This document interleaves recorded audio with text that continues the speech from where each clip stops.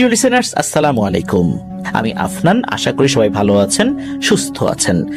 এখন যে ঘটনাটি আপনাদের সাথে শেয়ার করবে, এই ঘটনাটি আমাদেরকে যিনি পাঠিয়েছেন ওনার নাম শেখ মিকাইল আহমেদ। ওনার বাড়ি মাগুরা জেলার মোহাম্মদপুর উপজেলায়। যে ঘটনাটি উনি সংগ্রহ করেছেন, এই ঘটনাটি ওনাদের এলাকারই ঘটনা। ঘটনাটি ঘটেছিল ওনার সম্পর্কে চাচা হন এমন দুইজন ব্যক্তির সাথে। একজনের নাম মিলন, একজনের নাম মিশর। ওনাদের দুজনের সাথেই মূলত ঘটনাটি ঘটেছিল 2001 সালে। এই যে মিলন চাচা, মিশর চাচা, ওনারা ছোটবেলা থেকে একসাথে বড় হয়েছেন, দুজনই খুবই অন্তরঙ্গ বন্ধু। ঘটনার শুরুর আগে লোকেশনটা আমরা একটু বর্ণনা করি। এই যে মিশর চাচা, ওনাদের বাড়ি থেকে যে বিলে ওনারা মাছ ধরতে যাবেন তার দূরত্ব 250 ফিটের মতো।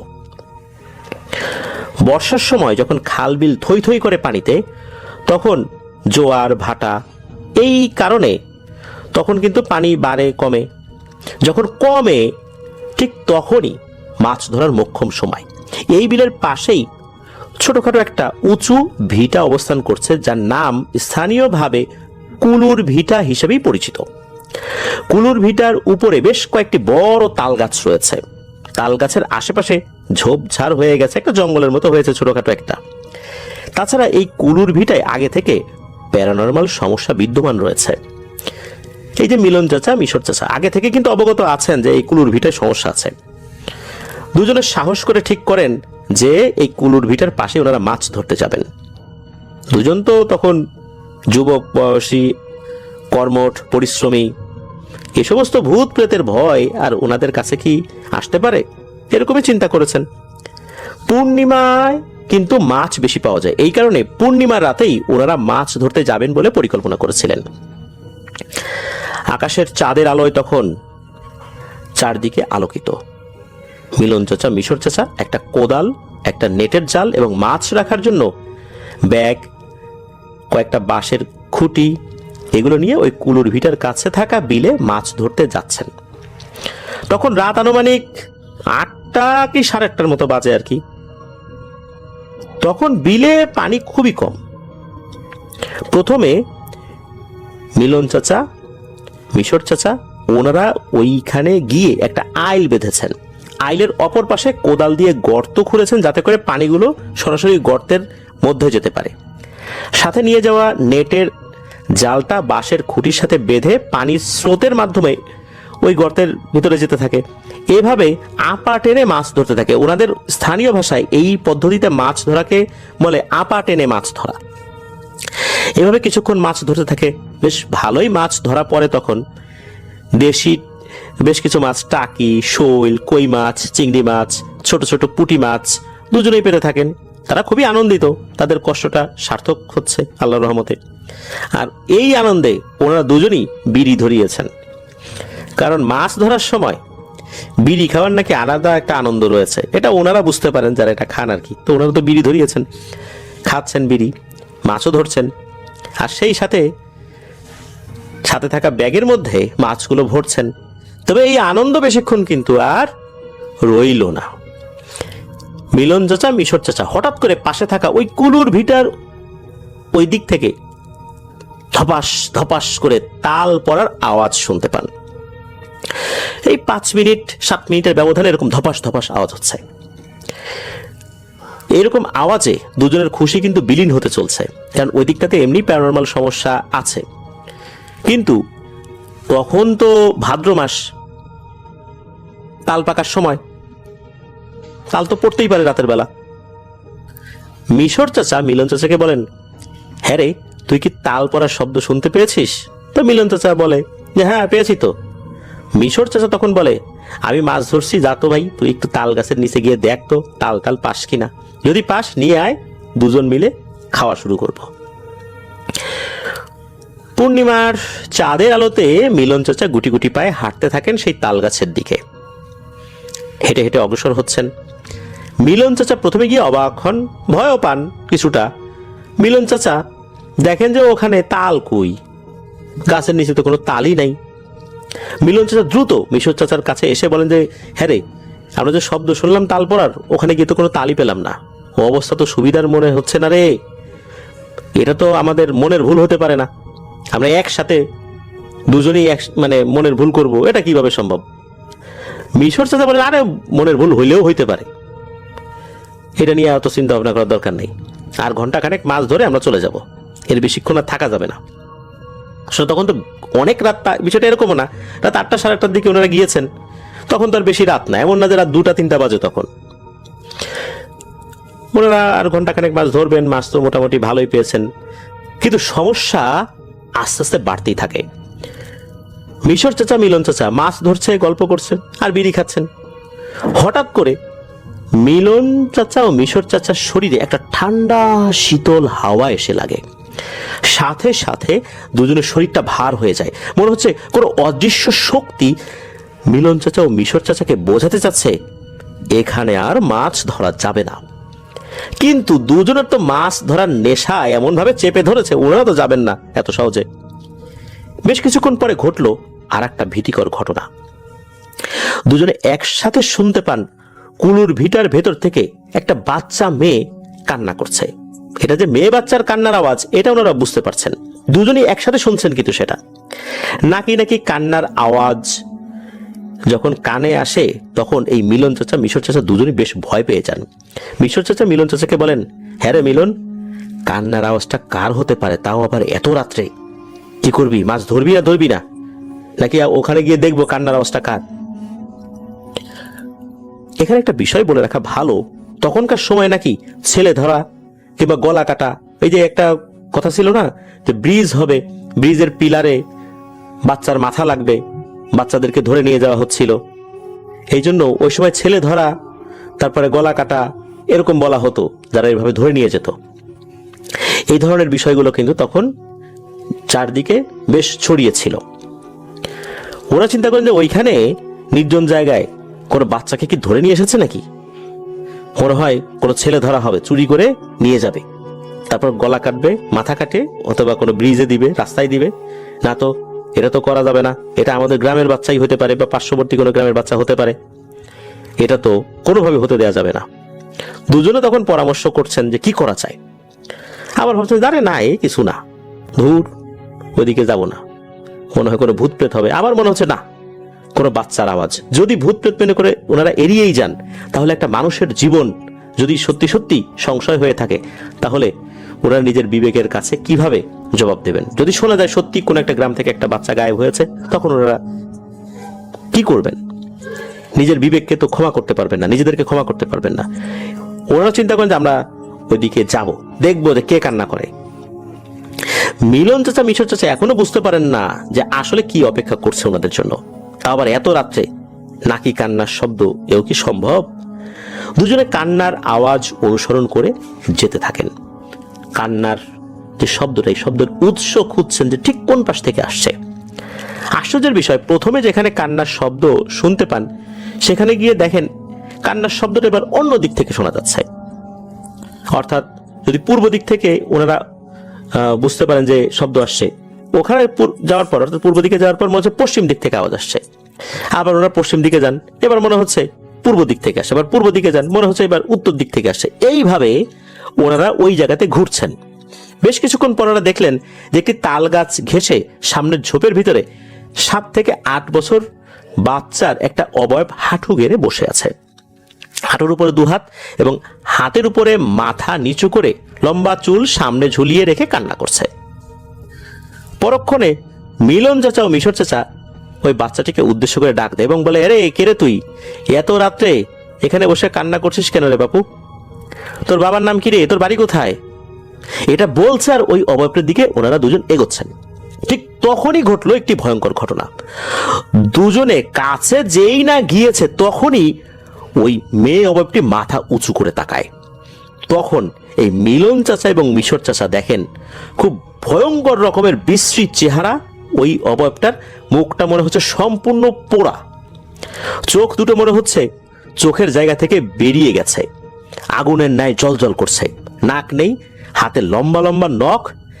মিলন চাচা এবং মিশর চাচাকে দেখে দাঁড়িয়ে পড়েছে এবং বিশ্রী রকম উচ্চ স্বরে হেসে বলতেছে, পাইছি রে তোদেরকে, এইবার দেখি তোদেরকে কে বাঁচায়। তোদেরকে আমি এখনই মেরে ফেলবো, দুজনকে আমি এখনই খাবো খুব মজা করে। নাকি নাকি কণ্ঠে নাকি ওই অব্যাপারটা বলছিল। মিলন চাচা এবং মিশর চাচা প্রচন্ড জোরে একটা চিৎকার দিয়ে ওঠেন এবং বলতে থাকে, ও আল্লাহ গো, বাঁচাও গো। এই বলে উল্টো দিকে ঘুরে দিয়েছেন দৌড়। ওরা এখন দৌড় দিয়েছেন, মনে হচ্ছে পেছন থেকে কুলুর ভিটার যে ঝোপঝাড় এগুলো ভেঙে চুরে ওনার দিকে আসছে, পেছন থেকে এরকম শব্দ হচ্ছে। এদিকে ওই মাছ, কোদাল, জাল ফেলে রেখেই তো ওনারা দিয়েছেন দৌড়। দৌড় দিয়ে যখন ভিটার সীমানা পার হয়ে মাঠের ভেতরে অনেকটা চলে এসেছেন, তখন দুজনে পেছনের দিকে একবার তাকান। ওরা দেখতে পান কুলুর ভিটার চারপাশ দিয়ে চারটা বিশাল বড় আগুনের মতো মানুষের অবয়ব মিলন চাচা এবং মিশর চাচার পিছু এগিয়ে আসছে। আর পেছন থেকে ডেকে ডেকে বলতেছে, কিরে আয়, মাছ ধরবি না? আয় মাছ ধর। এত কিছু দেখানোর পরও মাছ ধরবি না? আয় আয়। পরক্ষণে পেছনে আর দুজনে না তাকিয়ে দুজন দিয়েছেন দৌড়, আর দৌড় দিয়েছেন এই মিশর চাচার বাড়ির দিককে উদ্দেশ্য করে। এক দৌড়ে মিশর চাচার বাড়ির উঠোনে এসে তারা চিৎকার দিয়ে বলে যে, আমাদের বাঁচারে, আমরা মরে গেলাম। এই বলে দুজনই মাটিতে পড়ে যান, তবে মিশর চাচা অজ্ঞান হয়ে যান। মিলন চাচা অজ্ঞান হন নাই। ঘরের লোকজন শব্দ শুনে তাড়াতাড়ি বের হয়ে এসে দেখে যে মিশর চাচা উঠোনে পড়ে আছে। সবাই দোয়া দুরুদ পড়ে মিশর চাচার মাথায় পানি ঢালতে থাকে। এক পর্যায়ে জ্ঞান ফেরত আসে। জ্ঞান ফিরে মিশর চাচা বলেন যে, মিলন কোথায়? এই বলে আবার উনি অজ্ঞান হয়ে যান। এদিকে মিলন চাচা মূলত ওনার সাথে আসেন নাই, উনি চলে গিয়েছিলেন ওনার বাড়ির দিকে। কিন্তু উনি বাড়ি পর্যন্ত পৌঁছান নাই। ওনার বাড়ি থেকে প্রায় 30-40 ফিট দূরত্বে উনিও জ্ঞান হারিয়ে পড়েছিলেন।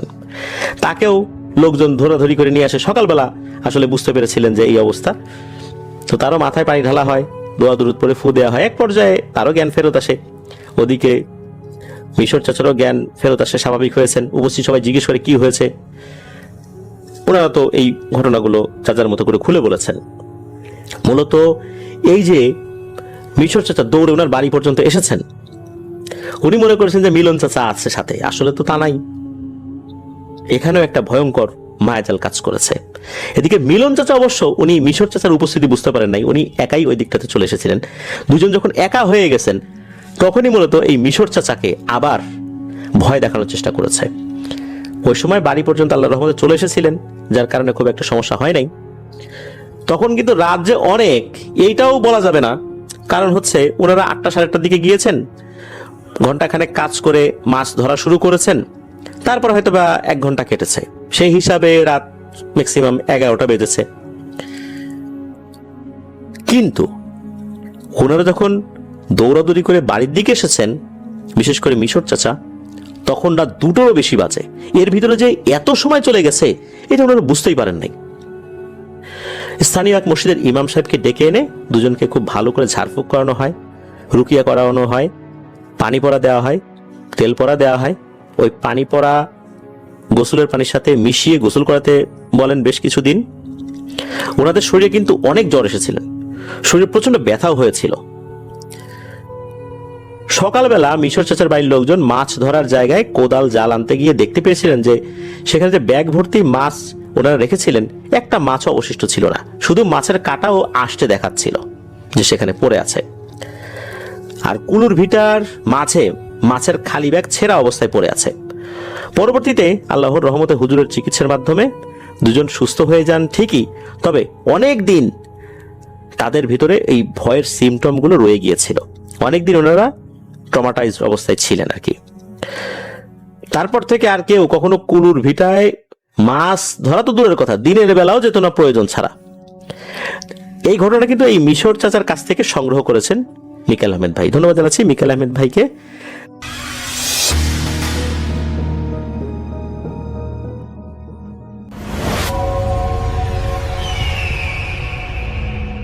এই ঘটনাটি আমাদের কাছে শেয়ার করেছেন মনোয়ার শিকদার, নোয়াখালী সদর থেকে। 1999 সালের ঘটনা, বেশ আগের, এবং তখন মনোয়ার কেবল ইন্টারমিডিয়েট পাশ করেছেন। মনোয়ারের পরিবারের ইচ্ছা ছিল তাকে ঢাকায় পাঠানো এবং আসলে তাকে পলিটেকনিক্যাল স্কুলে পড়ানোর। সেখানে তিনি এই কারিগরি জিনিস শিখবেন এবং এটাই তার পরিবারের ইচ্ছা ছিল। তো মনোয়ার সেই অনুযায়ী প্রিপারেশন নিয়ে এসছেন। তো ঢাকায় যখন এসছেন, তার থাকার জায়গা হলো তার মামার কাছে। মনোয়ারের ছোট মা মোশতাক তখন ঢাকায় একটা ডেভেলপার কোম্পানিতে চাকরি করতেন।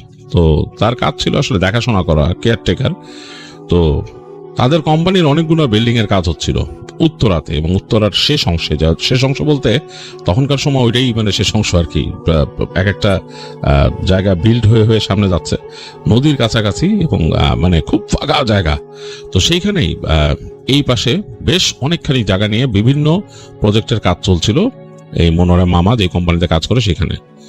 তো মনোরম মামার বেসিক্যালি কাজ ছিল এই কয়েকটা প্রজেক্ট তিনি একাই দেখাশোনা করতেন। সেগুলোর মধ্যে লোক ছিল, প্রত্যেক বিল্ডিং এই মানুষ থাকতো কনস্ট্রাকশন বিল্ডিং গুলাতে। তো মনোহর মামা ছিল তাদের মধ্যে হেড, তিনি যে দেখাশোনা করতেন। তো মনোহর সেখানে যায় সেই মামার কাছে। তো তার মামার যেই বিল্ডিংটাতে তার মামা থাকতেন সেটা একটা বহুতল বিল্ডিং তৈরি হচ্ছে তখন। তো সেই বিল্ডিংটা একেবারে শেষ প্রান্তে। তো সেইটারই একদম উপরের তলায় 6 তলার উপরে একটা রুমের মধ্যে তার মামা থাকতেন। আর নিচে ফ্লোরগুলা কয়েকটা তৈরি হয়েছে, কয়েকটা হয় নাই। বাতাস আসা যাওয়া করে, হু হু করে, বেশ বড় জায়গা নিয়ে বিল্ডিংটা। তো যাই হোক, তো সেখানে সে সিঁড়ি যে লাগানো, লিফটের যে একটা ডোম সেটা তৈরি হয়েছে। আর যে সিঁড়িটা সেটাও কিন্তু তখনও মানে ঠিক মতো তৈরি হয়নি, জাস্ট ঢালাই করে গেছে এরকম। তো মনোয়ার সেখানে উঠে, তার কাছে একটু অস্বস্তি লাগে, কারণ সে যখন ওখানে পৌঁছাইছিল তখন দুপুরের পর, তখনই কেমন গা ছমছম একটা পরিবেশ, কারণ ওইখানে বাড়ি ঘর তেমন একটা নাই। আর ওই ব্লকের মধ্যে যে কটা বাড়ি হচ্ছিল তার মধ্যে ওই যে কয়েকটা বিল্ডিং হচ্ছে মনোয়ারের মামার সেই কোম্পানি, মানে মামা যে কোম্পানিতে চাকরি করে তাদের প্রজেক্ট। আর এছাড়াও তো একটা প্রজেক্ট আছে এখানে। আর বেসিক্যালি ফাঁকা পুরো জায়গাটা। তো ওখান দিয়ে হেঁটে গেলে সামনে, ওই বিল্ডিং থেকে হেঁটে যদি সামনে যায়, এই পাশে আর কোনো বিল্ডিং নাই, ফাঁকা জায়গা। বিল্ডিং মানে তাদের যে বিল্ডিংটা, ওই যেটার মধ্যে তার মামা থাকে, তারপরে একটা ফাঁকা জায়গা, একটা মাঠের মতো বেশ বড়। এবং ওইটা যে কোনাকুনি হেঁটে গেলে নদী, এবং ওই নদীর সাইড দিয়ে এটা মানে একটা খালের দিকে মিশে গেছে। জায়গাটা খুব সুন্দর কর্নারে। তো মনোয়ার দেখছে ওই জায়গাটা, তার বেশ ভালো লাগে। তো যাই হোক, সে দুপুরবেলা যখন মামার ওইখানে গেছে, গা ছমছম করা পরিবেশ, সিঁড়ি বেশ গা ছমছম করা, হেঁটে উঠতেছে নিচের বিল্ডিং মানে ফ্ল্যাটগুলোতে বা ফ্লোরগুলোতে তখন কাজ হচ্ছে না, কোনো কারণে কাজ থেমে আছে। কোম্পানি যেটা করে হয়তো স্ট্রাকচার তৈরি করে আরেকটা জায়গায় ইনভেস্ট করে সেটা করতে থাকে, এইভাবে চলে আর কি। তো তখন লাকিলি মোশতাক সাহেব যে বিল্ডিংটা থাকতেন সেখানে কোনো কাজ হচ্ছে না আর কি। তো উঠতেছে একদম নীরব নিথর, প্রত্যেকটা ফ্লোর ফাঁকা ফাঁকা এরকম। তো উঠে মামার ওখানে যখন উঠছে, মামার যে রুমটা মানে যেটাতে মোশতাক সাহেব থাকতেন সেটা মোটামুটি তৈরি করা হয়েছে। সেখানে দেয়াল টেয়ালে প্লাস্টার লাগানো, রং টং করা, একটা ফ্যান ঘুরতেছে, ফ্যান চলে। আর ওই রুম থেকে বেরোলে বাকি জায়গাটা আবার খোলা, ওই সামনে পুরা মানে পিলার টিলার আছে, একটু করে দেয়াল করা। এদিক দিয়ে হেঁটে গেলে দেখা যায় একেবারে অন্যরকম খালি। তবে পাশে দাঁড়ালে দূরে নদী দেখা যায়, খুব সুন্দর দৃশ্য, মানে খুব সুন্দর, নদীর বেশ খানিকটা দেখা যায়। মানে যেহেতু আশেপাশে তেমন বিল্ডিং টিল্ডিং নাই, খোলা প্রান্তর, এবং দূরে প্লট, আবার ওই পারেও প্লট আছে। তো খুব সুন্দর লাগে, কিছু নৌকা চলতেছে, খুব সুন্দর। তো এইটা দেখে আসলে মনোয়ারের খুব ভালো লাগে, সেখানে দাঁড়ায় খুব এনজয় করে জিনিসটা। তো যাই হোক, মামার সাথে গল্প গুজব করে। দুপুরে যেদিন আসছে, মামা বসে থাকে, ওই খাবার নিয়ে আসছিল হোটেল থেকে, ভালো খাবার টাবার খাওয়ায়। তো গল্প গুজব করে বিকালবেলা সে মামারে বলে যে মামা চলো একটু হাঁটিয়ে দিকে যাই। তো তার মামা যেহেতু মনোয়ার আসছে, সেও মনে করে আচ্ছা ভাইগনার একটু দেখাই। তো নেমে তারা নিচে যায়, নিচে গিয়ে বলে যে মনোয়ারে বলে কই যাবি, বলে যে চলো ওদিকে যাই, ওই যে রাস্তায় খোলা মাঠের মতো জায়গাটা, তো কোনাকুনি হেঁটে আর কি। তো ওই কোনাকুনি হাঁটা রাস্তা দিয়ে হাঁটে। বেসিক্যালি তারা বুঝলো যে, মনোয়ার বুঝলো যে এই কোনাকুনি রাস্তাটা একটা পায়ে চলা পথের মতো মাঠের মাঝখান দিয়ে। এটা কারণ হচ্ছে এখান দিয়ে হেঁটে যায় মানুষ, গিয়ে ওই নৌকা এসে থামে ওই খাল আর নদীর কর্নারে।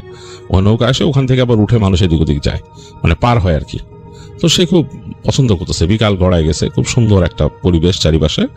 আর দেখতেছে যে ঠিক খালটার ওই পারে আর কি, ওই পাশে বাচ্চা ছেলে পেলে খেলতেছে মাঠের মধ্যে, ওইখানে খুব সুন্দর। তো হেঁটে দেখলো বড় গাছ আছে, একটা গাছের ছায়া পড়ছে এখানে, খুব সুন্দর। তো মনোয়ার বলতেছে তার মামার এতে গ্রামের মতো পুরা। তো তার মা বলতেছে যে খালি গ্রামের মতো থাকবো না, সব মানুষ নিয়ে নিবো, এই যে জায়গা দেখছো পাশে এটাও নিয়ে নিতেছে, নিয়ে সব এগুলা শহর হয়ে যাবো, এগুলো আর থাকবো না, বড় বড় বিল্ডিং দেবো এখানে। তো যাই হোক, তো হাঁটতে হাঁটতে মনোয়ার যে দেখে মানে একেবারে ওই ইসের কর্নারে, মানে ওই মাঠের মতো জায়গাটা একদম কর্নারে ছোট্ট মাচানের মতো করা। তো মামা এইটা কি, এখান থেকে মাচান করা কি হয়? মাছ টাছ ধরতো মনে হয় আগে মানুষ, আবার নৌকা এসব থামে এখানে, এসে কেমন মাছ ধরা যায় না? ধরা যায়, ধরে দেখে তো, দেখি কিছু মানুষ তো ধরে ওই পাশে বসে টসে। তুমি ধরো না? জিজ্ঞেস করলো মামা। মামা গায়ে আমার সময় নেই, এই কাজ দেখতে দেখতে দিন চলে যায়, কত কাজ তুই জানোস, এগুলা সময় হয় না। আমি তো আজকে তোরে নিয়ে বেরিয়েছি, আমি হাঁটতেও পারি না। তো যাই হোক মামা ভাগ্নে ওখানে হাঁটাহাঁটি করে এবং দেখা যাচ্ছে একেবারে বেলা গড়ায় গেছে, সন্ধ্যা সন্ধ্যা হয়ে আসতেছে, তখন দুজনে হেঁটে চলে আসে। তো মামারে বলে যে কি উপরে যাবা, মামাকে না চল তোরে হাঁটায় নিয়ে আসি, ঘুরে নিয়ে যাক। তারা দুজন ঘুরে অন্যান্য প্রজেক্ট দেখে ইত্যাদি করে রাতের বেলা মনোয়ারকে খাওয়ায় একবারে নিয়ে আসতেছে আর কি তার মামা। তো মনোয়ার আসার সময় রাতের পরিবেশটা দেখে আরো অন্যরকম হয়ে যায়, কারণ তারা যেখানে থাকে তারা কিন্তু মনোয়ার কিন্তু একেবারে তখন সদরে থাকতো না, সে থাকতো একটু ভিতরে গ্রামের দিকে। তাদের ওইখানেও কিন্তু মানুষজন ছিল, মানে হাঁটাচলা করলে মানুষ দেখা যায়, তো দু একজন মানুষের দেখা হতো গ্রামের। এখানে দেখতেছে যে আসতেছে, কারোর সাথে দেখা হচ্ছে না। এই যে বিল্ডিং গুলো তৈরি হচ্ছে এগুলোকে মনে হচ্ছে একটা অ্যাবান্ডন, মানে একটা মানে কংক্রিটের স্তূপ মনে হচ্ছে, কারণ বিল্ডিং এর একটা অবকাঠামো দাঁড়ায় আছে রাতের বেলা এবং ঝিঝি পোকার মতো ডাকতেছে জোরে জোরে ঝিঝি, কারণ মানুষজন নাই। আবার গ্রামের মতো নিস্তব্ধতা, এমন নিস্তব্ধতা মনে হচ্ছে কেউই নেই এখানে, প্রেতপুরীর মতো মনে হয়ে গেছে। একটু অড লাগছে, মানে মামা এনে থাকো কেমনে, এই কেমন মানুষজন নাই, কিচ্ছু নাই। তার মা বলছেন মানুষ আয় না এখানে, আগে তো এখানে ক্ষেত ছিল, নদীর পাড়ে ক্ষেত ট্যাত ছিল, তো মানুষ আবার মাছ টাছ ধরতো, নৌকা চলতো একটা সময়। এখন আর এরকম না, এখন আস্তে আস্তে যেহেতু বিল্ডিং টিল্ডিং হইতেছে, মানুষজন এগুলো তো বিক্রি করে দিয়ে গেছে জায়গা জমি, এরা কেউই আসে না, জায়গা ফাঁকা পড়ে থাকে। আর ওই যে মানুষজন থাকে ধর আরো দূরে গেল ওই পাশে, ওই যে নদীর পারে দেখছো ওইখানে মানুষ থাকে, আর এদিক দিয়ে হাইটা গেলে দূর দূরান্ত পর্যন্ত মানুষ নেই। আমরা তো হাঁটতেছি যে এটা গলি দিয়া, এই গলির পাশে কিন্তু দেখ ঘর বাড়ি, আর আমাদের ওই যে ওই পাশে হলো মেন রাস্তা, মেন রাস্তায় মানুষ নাই, আর এদিকে আর কি কবি। আর ওই সামনে গেলে দেখবি ওইখানে কিছু মানুষজনের আবার বাড়িঘর আছে। এই তো সে বলতেছে মামারে, মনোয়ার যে ভয় লাগে না তোমার রাত্রেবেলা? আরে না কি তুমি একা থাকো এত উপরে বিল্ডিং এ, আমার তো এখনই কেমন লাগতেছে। মামাকে আরে না কি এর ভয়, চল। তো বলে হাঁটতে হাঁটতে তারা যায় বিল্ডিংটাতে উঠে। বিল্ডিংটাকে দেখেই মনোয়ারের কেমন যেন ভয় লাগতেছে রাত্রেবেলা, মনে হচ্ছে এই বড় একটা স্ট্রাকচার দাঁড়ায় আছে, মানে বেশ বড় জায়গা নিয়ে করা, 6 তলা হইলো, বেশ বড় জায়গা নিয়ে করা, তো মানে চারিপাশ থেকে বেশ বড় লাগতেছে। আর এই যে কংক্রিটের পিলার করা, দেয়াল করা নাই সব জায়গায়, তো সুতরাং এই নদীর ওই পারে যে চাঁদ উঠছে, মানে এটা কিন্তু নদী খাল মিলছে কাছাকাছি জায়গায়, এখান থেকে চাঁদের আলোটা যখন পড়ছে বিল্ডিং এর ওই পাশে এসে, এই যে মানে খোলা জায়গাগুলো দিয়ে পিলার গুলাকে মনে হচ্ছে কঙ্কাল সার একটা কংক্রিটের একটা বিল্ডিং, বেশ অন্যরকম লাগতেছে। তো যাই হোক মনোয়ার এইগুলা দেখতে দেখতে মামার সাথে হাঁটলো, এবং তার মামার কাছে একটা ছোট্ট টর্চ লাইট আছে এরকম, মানে পেন্সিল ব্যাটারি, ওইটা দিয়ে মেরে মেরে তার মামা উঠতেছে। তো মনোয়ার পিছন পিছিয়ে ফলো করে উঠতেছে, প্রত্যেকটা ফ্লোরে যাচ্ছে, তার ভয় লাগতেছে। তো যাই হোক কিছু তো করার নাই, আবার এর মধ্যে একটা অ্যাডভেঞ্চারও লাগতেছে, কেন মনোয়ার এরকম পরিবেশে আগে থাকে নাই। তো যাই হোক উঠে গেল, উঠে গিয়ে সে ওই তার মামার যে রুম সেখানে ঢুকে গেল, তারা লাইট জ্বালাই দিল তার মামা ওইখানে। তো যাই হোক বসলো, খাওয়া দাওয়া কিন্তু করে আসছে মামা ভাগনা বাইরের থেকে, তো বেশ ভালোই অনেকক্ষণ বসে বসে থাকলো। তার মনোয়ার বললো যে ঘুমায় যেতে হবে, তার মামাও দেখা গেছে ঘুমের প্রিপারেশন নিল, আর পরদিন মনোয়ারের যেতে হবে তার সেই পলিটেকনিক্যাল স্কুল যেটা সেখানে। তো যাই হোক সবকিছু বাতিটাতি নিভায় তারা ঘুমায় গেল, রাত পার হয়ে গেল, মনোয়ারের আরই নেই। পরদিন মনোয়ার সকালে তার মামারে বলতেছে, তার মামা তখনও শুয়ে আছে, মামা বেরোয় নেই, সকাল 8টা বাজে এরকম। মনোয়ার উঠে বলতেছে যে মামা আমার একটা বড়শি রসা এনে দিও, মাছটা ধরুম। তো মা হলো বড়শি? হ্যাঁ। কোথার থেকে তুমি ম্যানেজ করে দাও না, কোথার থেকে বড়শির মাছটা ধরুম? তুই না আজকে স্কুলে যাবি, ওখানে যা কথা বলবি? হ্যাঁ যাবো, আসার পরে যদি পাই তুমি দেখো না। মামাকে আচ্ছা ঠিক আছে আমি দেখুন না, আইনা রাখুন, যা এখানে কেউ মাছ তো ধরে খবর নিমুনে। তো যাই হোক মনোয়ার ওখানে সময় টমা কাটায়, সকালের পরে সে বের হয়ে যায় একটা টাইমে ওখান থেকে, এবং সেই মেন রোডে উঠে তার মামা আগেই দেখাই দিয়েছিল, ওখান থেকে সে চলে যায় তার সেই পলিটেকনিক্যাল স্কুলের দিকে, সেটা আরেকটু এদিকে মিরপুরের দিকে। যাই হোক সেখানে গিয়ে সে তার কাজকর্ম সেরে ভর্তির বা এগুলার সিস্টেম আছে এগুলো সব সেরে সে ওখান থেকে যখন বেরোয় তখন অলরেডি বিকাল হয়ে গেছে, মানে একেবারে পড়ন্ত বিকাল এরকম সময়, মানে সে যখন এসে পৌঁছায় আর কি, উত্তরা এসে পৌঁছায় আবার। তো বাস থেকে নেমে হেঁটে ওখান থেকে ওই গলির মধ্যে দিয়ে সে আসতেছে, পুরা কোয়াইট, বিকালের মধ্যেই দেখতেছে কোয়াইট, মানুষজন কম, রাস্তায় খুব হেঁটে যাচ্ছে দিক ওদিক দিয়ে। তো এসে আবার সেই বিল্ডিং এ উঠে, অনেক ক্লান্ত সে, খাওয়া দাওয়া করছে এখানে হোটেলে। তো হেঁটে যখন উপরে উঠছে, উঠে দেখতেছে যে তাদের রুমের দরজা খানিকটা খুলে রাখা। তো সে বুঝলো যে মামা ভিতরেই আছে। সে ঢুকলো রুমে ঢুকে দেখতেছে যে আলো কমে গেছে, যেহেতু বিকাল পড়ে গেছে, ওই জানলা দিয়ে হালকা আলো আসতেছে ঘরের মধ্যে, আর মামা শুয়ে আছে বিছানায়। আর মামার যে বিছানার পায়ের কাছে সেখানে একটা বালতি রাখা, রঙের বালতির মধ্যে দিয়ে একটা বড়শির মাথা উকি দিচ্ছে, মানে একটা ওই যে ছিপের মাথা, মানে মাছ ধরার যে রড। সে সময় এত উন্নত ফিশিং রড ছিল না, তো তারপরও মাছ ধরার যে ছিপ সেটার রডটা উকিয়ে দিচ্ছে। তো মনোয়ার তো খুব খুশি হয়ে গেল যে মামারে বলছিল, মামা আনছে।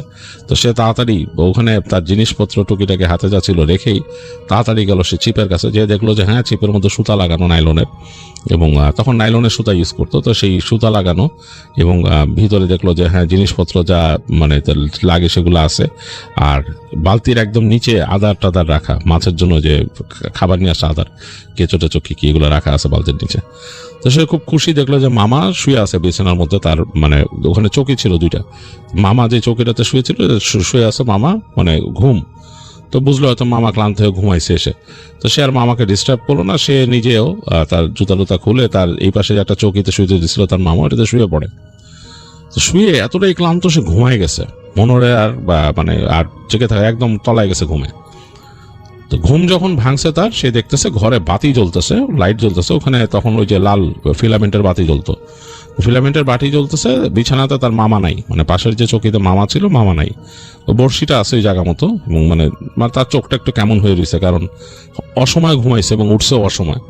উঠে দেখতেছে রুমের মধ্যে হালকা আলো এবং তার দরজাটা লাগানো, মামা নাই রুমে। তো সে বুঝলো যে মামা হয়তো বাথরুমে গেছে বা কোনো কাজে গেছে, হয়তো আশেপাশে নামছে কিছু। তো সে উঠে বসলো, উঠে বসে তার কাছে কেমন লাগতেছে, সে ফ্রেশ হওয়ার জন্য বাথরুমে গেল। বাথরুম বলতে ওইটার সাথে একটা ছোট অ্যাটাচ বাথরুম ছিল, কারণ এই বিল্ডিংয়ে তখনও ওইরকম পানির ব্যবস্থা করা হয়নি। ছাদের মধ্যে ওই যে প্লাস্টিকের ট্যাঙ্ক আছে, তো সেখান থেকে পানি মানে একটা সময় উঠায়, সেটাই আবার এখানে একটা ড্রামে ভরে রাখে। যাই হোক, মানে খুব ফ্যাসিলিটেড বাথরুম না আর কি। তো সে ওখানে ড্রামে পানি ছিল, সেটা যে হাত মুখ ধুয়ে ফ্রেশ হলো, ফ্রেশ হয়ে বেরোয় তখন একটু মানে নিজের কাছে নর্মাল লাগতেছে, কারণ সন্ধ্যার সময় ঘুমাইছে, অন্যরকম লাগতেছিল। তো কেমন জানি বেশ একা একা লাগতেছে, এরকম সময় বেরিয়েছে এবং কেমন ঝিঝি পোকার মতো ডাকতেছে, কেমন একটা শব্দ রাতের। তো সে বাথরুম থেকে বের হয়ে গেট খুলে রুম থেকে বেরিয়েছে, বের হয়ে দেখতেছে পুরা খা খা করতেছে ফ্লোরটা। ফ্লোরের মধ্যে জাস্ট একটা সাইড যেখানে আলো নাই, ওখানে চাঁদের আলো এসে পড়ছে বাইরে থেকে, আর খা খা করতেছে। তো সে কিছুক্ষণ বসে থাকলো, মোনার কিছুক্ষণ বসে থেকে তার কাছে ভালো লাগতেছে না। মামাও আসার নাম নেই, তখনকার সময় তো মোবাইল ফোন ছিল না, সে যে কল দিয়ে মামারে খুঁজবে এরকমও নাই। তো কি করবে, সে অনেকক্ষণ চিন্তা করলো যে আমি বালতি নিয়ে মাছ ধরতে যাই, ভিতরে তো আদার টাদার সবই আছে। আর মনোয়ার আসলে মাছ ধরায় মোটামুটি অভিজ্ঞ, সে মাছ ধরতো গ্রামে, এটা তার কাছে বেশ একটা আনন্দের ব্যাপার, সে খুব এনজয় করে ব্যাপারটা। তো সে আর অন্য কিছু চিন্তা না করে সোজা আলনার থেকে তার একটা পাতলা জ্যাকেট ছিল সেটা নিল, কারণ তখন খানিক ঠান্ডা পড়ে যাচ্ছে। তো জ্যাকেটটা পরে সে বালতিটা নিল। তো নিয়ে চিন্তা করতেছে যে মামার টর্চ লাইটটা থাকলে ভালো হতো, সিঁড়ি দিয়ে নামতে হবে, কি অবস্থা। তো বুঝলো যে মামা তো লাইট নিয়ে গেছে, এখন কেমনে কি করব, এটা একটু চিন্তা করতেছে সে। তো এর মাঝে সে হঠাৎ দেখলো যে তার মামার যে চৌকির নিচে একটা হারিকেন দেখা যেতেছে। তো সে তাড়াতাড়ি হারিকেনটা নিল, নিয়ে ঝাঁকা দিল, দেখলো যে হ্যাঁ ভিতরে তেল আছে, কেরোসিন আছে। আর মনোয়ার গোপনে ধূমপান করতো, মামার সামনে না, লুকায় করতো। তো সেই জিনিসপত্র তার কাছে আছে, ম্যাচ ইত্যাদি ইত্যাদি। সে চিন্তা করলো বাস হইছে কাজ। তো সেই বালতিটা নিল, হারিকেনটা বালতির মধ্যে ঢুকায় বললো যে লেটস গো। মনে মনে চিন্তা করে সে বের হয়ে গেল ঘর থেকে, এই দরজাটাকে চেনে লাগাই দিল। দেখলো যে মামাও লক করে যায় নাই, তো সুতরাং তারও লক করার দরকার নেই, জাস্ট নবটা ঘুরে দরজাটা লাগাই দিল। তো যখন দরজাটা আটকাই দিছে তখনই কিন্তু অন্ধকার পুরা, মানে সেই যে ফ্লোরে দাঁড়ায় আছে শুধু ওই পাশে চাঁদের আলো ঢুকছে। তো সে চিন্তা করলো হারিকেনটা জ্বালানো দরকার। তো ওখানে দাঁড়ায় হারিকেনটা জ্বালাই দেখলো একটা টিমটিমে আলো তৈরি হয়েছে।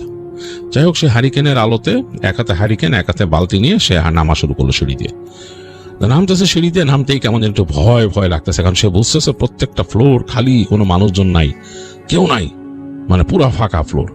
তো নামে এক একটা, এবং তার কাছে কেমন জানি ভয় লাগে, মনে হয় কেউ একজন মানে তাকাবে, এরকম মনে হইতেছে। যাই হোক, বেশ ভয় পেতে সে একসময় নিচে নেমে এসে একেবারে বিল্ডিং এর কোনা দিয়ে নেমে যায় সেই মাঠে, কোনাকুনি হাঁটার মাঠে। তো হাঁটতেছে, মাঠের মধ্যে কেউ নাই, এবং সে অবাক হলো যে নদীর উপর থেকে কুয়াশা এসে হালকা করে মাঠের প্রায় হাঁটু পর্যন্ত ঢেকে রাখছে, মনে হচ্ছে হাঁটু পর্যন্ত কুয়াশা। আর ওই পাশে মানে দেখা যাচ্ছে নদীর পানি, ওই পাশে চাঁদ উঠছে, চাঁদের আলো এসে কুয়াশার মধ্যে পড়ছে, কিছুটা নদীর পানিতে পড়ছে। আর ওই পাশের যে মাঠের পাশে কিছু ওই যে গাছগাছালি আছে, কিছু এরকম ছোট ছোট নলখাগড়া টাইপের, ওগুলা পুরা কুয়াশায় ঢেকে গেছে। মানে কেমন একটা মানে মিস্টিক একটা এনভায়রনমেন্ট। যাই হোক, তার কাছে মনে হলো যে গ্রামে এরকম 2-1 সময় মাছ ধরতে গেছে, সেই জায়গাগুলা এরকম লাগছিল তার কাছে। বাট এইখানে কেন জানি আরো অন্যরকম লাগতেছে তার কাছে, বেশ একটা ভৌতিক পরিবেশ, সে একা তো, তার কাছে অন্যরকম লাগতেছে। যাই হোক, হারিকেনটা সামনে বাড়ায় ধরে যাচ্ছে, কুয়াশাটাকে মনে হচ্ছে হারিকেন আলো ছড়াই দিয়ে ওটা জ্বালাই দিতেছে, কুয়াশাটাকে আলোতে জ্বালায় ফেলতেছে, একটা লালচে আলোতে কুয়াশা জ্বলে উঠতেছে এরকম লাগতেছে। কেন হারিকেনটা তো সেরকম সামনের দিকে বাড়ায় হাঁটতেছে, নিচের দিকে মাটির থেকে খানিকটা উঁচাতে, আর মাটির একটা ঘ্রাণ নাকের মধ্যে লাগতেছে, মানে ঠান্ডা মাটি একটা ঘ্রাণ ছড়াচ্ছে। যাই হোক, এভাবে হাঁটতে হাঁটতে এক সময় সে একেবারে মাঠের প্রান্তে চলে আসলো। নদীর শব্দ পাইতেছে, হালকা পানির কুলকুল শব্দ, মানে পানি এসে হালকা বাড়ি খায় যে ঢেউয়ের সেরকম।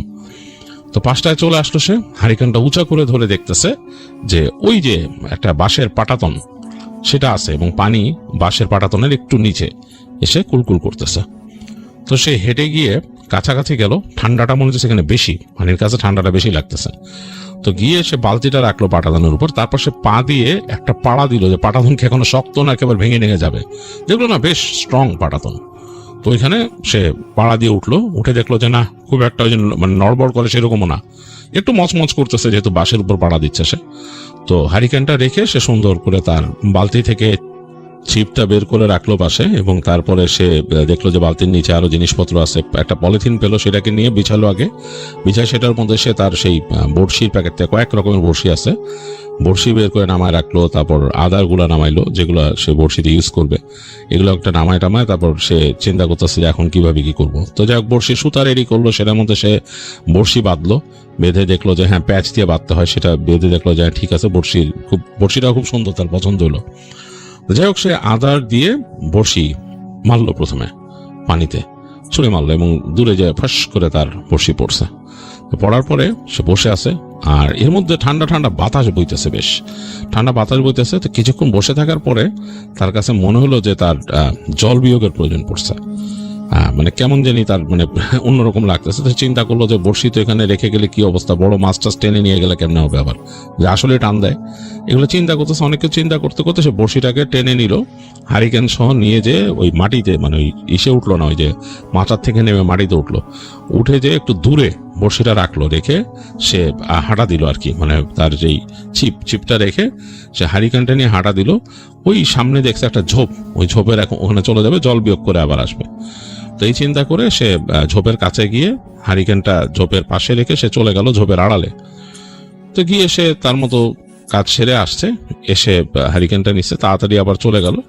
তো গিয়ে যেখানে ছিপ রাখছে ওখানে ছিপ নাই। তো এটা দেখে তো তার বুকের মধ্যে ছ্যাদ করে উঠলো, ছিপ কই গেছে, ছিপ কি বড় কোনো মাছ টান দিয়ে নিয়ে গেছে সুতা সহ, মানে অনেকখানি সুতা তো সে ছেড়েই আসছে এখানে এই পর্যন্ত। তো সে মানে একেবারে আটকায় উঠে সে তাড়াতাড়ি গেছে, সামনে থেকে ছিপ নাই, হারিকেন উঁচা করে ধরে সামনের দিকে হাঁটা দিল। এর মধ্যে দেখতেছে যে কুয়াশা বেড়ে গেছে, কুয়াশা বেশ খানিকটা বেড়ে গেছে, মানে হারিকেনের আলো সামনে যে মনে হচ্ছে কুয়াশা সেটা জ্বালাই দিতেছে, মানে কুয়াশার মধ্যে জ্বলে উঠতেছে এরকম, মানে হারিকেনের আলোটা মানে মনে হচ্ছে কুয়াশাটাকে লাল করে ফেলতেছে সামনে। তো বেশ খানিকটা সামনে গিয়ে সে দেখলো ওই মাচান ওইখানে মনে হচ্ছে কেউ যেন বসে আছে, হাতে ছিপ। তো সে চিন্তা করলো আরে এটা কি মানে আমার মামু এসে পড়ছে নাকি। তো ডাকলো মামু, তো মনে করছে তার মামা নাকি, তো কোনো উত্তর নাই। তো সে মনে করলো যে মামাই মনে হয়, এবং হারিকেনটা সামনে ধরে আরো যখন কাছে আসছে মোটামুটি একটু কুয়াশা ভেদ করে, তো তখন তার কাছে মনে হচ্ছে মামাই তো, এইরকম শার্ট তো মামারই পরা দেখছে, কিন্তু একটা শাল পরা, মামা মাথার উপরে শালটা পেঁচায় রাখছে, মনে ঠান্ডা দেখে মনে হয় মামা বা শাল দিয়ে আসছে।